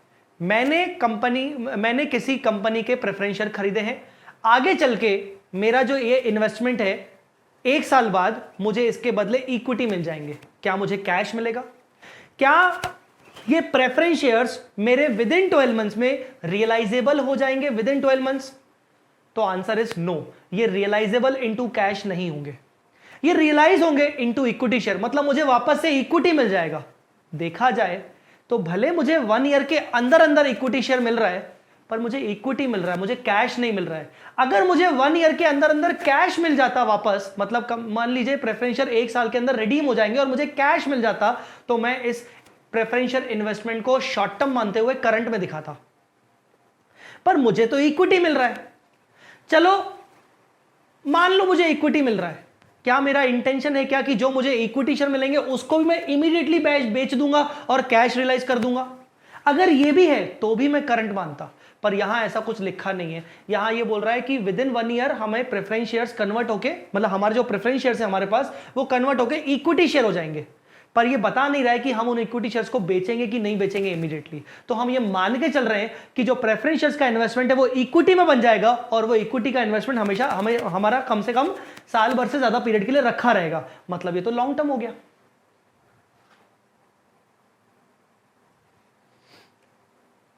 ये तो लॉन्ग टर्म हो गया। आई बात समझ में? क्लियर? फिर से मेरे पास एक कंपनी के प्रेफरेंस शेयर्स हैं जो कि 1 साल बाद रिडीम होने वाले हैं, मुझे कैश मिलने वाला है। बल्ले बल्ले बल्ले बल्ले मैं करंट मान लूंगा। नहीं नहीं नहीं, मुझे कैश नहीं मिलने वाला है, मुझे इक्विटी शेयर मिलने वाला है।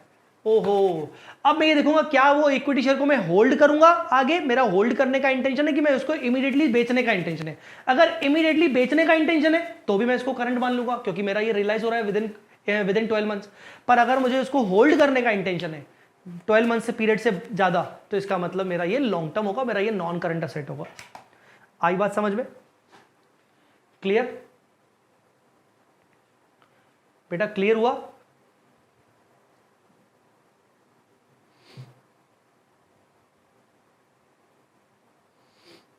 इसमें कोई doubt? Sir please tell me what is the work of corporate affairs ministry? Ministry of corporate affairs MCA. MCA basically बेटा एक डिपार्टमेंट है, मतलब बेसिकली एक, जैसे फाइनेंस मिनिस्ट्री का क्या काम होता है? फाइनेंशियल मैटर्स पे लॉ बनाना। वैसे ही मिनिस्ट्री ऑफ कॉर्पोरेट अफेयर्स का काम है कॉर्पोरेट कंपनी मैटर्स पे लॉ बनाना, फॉलो करवाना, रेगुलेट करना। ठीक है, कंपनी लॉ मैटर्स पे रेगुलेशंस करना और उनको कंपनीज के ऊपर कंट्रोल करना, ये देखना कि लॉ प्रॉपरली फॉलो हो रहा है कि नहीं हो रहा है, पब्लिक इंटरेस्ट में फॉलो हो रहा है कि नहीं। तो ये वाला जो क्वेश्चन है ये इसको वेरी इंपॉर्टेंट टिक कर दो। पता है इंपॉर्टेंट क्यों है? यहां पर प्राइमा फेसी क्वेश्चन में पढ़ के लग रहा है अरे विद इन 12 मंथ ही तो खत्म हो रहा है ना, पर आप ये देखो कि विद इन 12 मंथ वो खत्म नहीं हो रहा है। विद इन 12 मंथ हमें वो इक्विटी शेयर मिल रहा है, मतलब पहले प्रेफरेंस था अब इक्विटी हो गया। अब इक्विटी का कोई रिडम्पशन होता ही नहीं है। मुद्दा बस यहां पर यही है कि इक्विटी का कोई रिडम्पशन तो होता नहीं है ना, इसीलिए हम इसको नॉन करंट मान रहे हैं।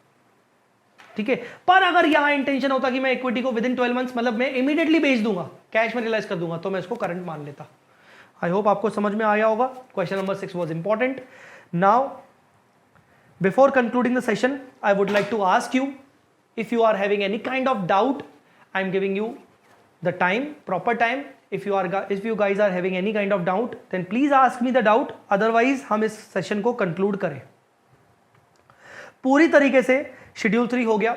मुझे यह भी बताइएगा कि शेड्यूल 3 जितना थॉरोली हमने किया है उतना आपको समझ में आया कि नहीं आया। शेड्यूल 3 जितना हमने थॉरोली किया है उतना समझ में आया कि नहीं आया। मतलब आज हमारे फोर्थ सेशन हुआ है। 4 सेशन में हमने जाके शेड्यूल 3 को कंप्लीट किया है। मुझे नहीं लगता कि किसी बच्चे ने 4 सेशंस में 2-2 घंटे के 4 सेशंस में शेड्यूल 3 इतना डीपली पढ़ा होगा।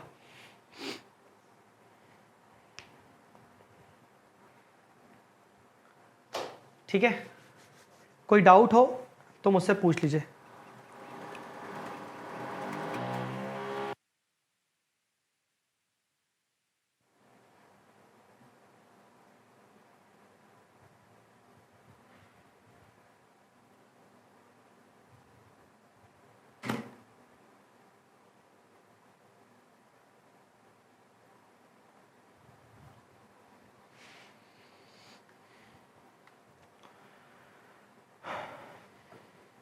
थैंक यू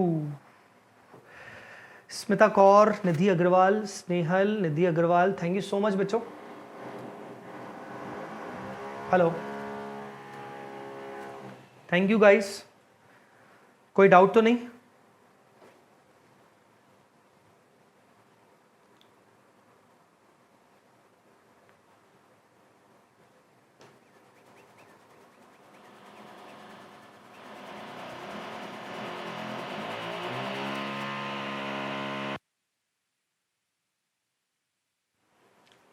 चलिए सेशन को कंक्लूड करते हैं फाइनली।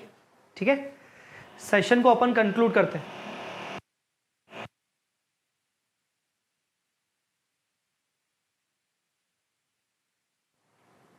मुझे लगता है ये सुमित मिश्रा नाम का जो बच्चा है वो बहुत ही शैतान बच्चा है, सामने व्हाट्सएप नंबर लिखा हुआ है उसके बाद भी वो, मुझे लगता है बस एनीवेज छोड़ो, नो कमेंट्स।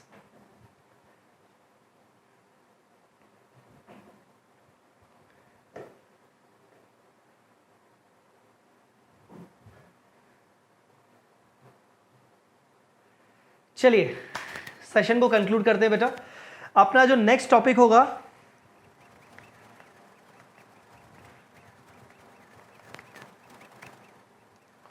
वो रहेगा बायबैक। नेक्स्ट टॉपिक रहेगा बायबैक। बायबैक के नोट्स को जरूर डाउनलोड कर लीजिएगा, ठीक है। बायबैक के नोट्स को जरूर डाउनलोड कर लीजिएगा ताकि अगली क्लास में आप पहले दिन से ही, पहले लेक्चर से ही, बायबैक के पहले लेक्चर से ही आपके पास डाउट्स हो, ठीक है। आपके पास पहले से ही नोट्स रहे रेडी, तो आप बायबैक के क्लास वर्क बुक के नोट्स और आंसर बुक के नोट्स डाउनलोड करके रख लेना। प्रिंट आउट निकालने की कोशिश करो तो ज्यादा अच्छा है।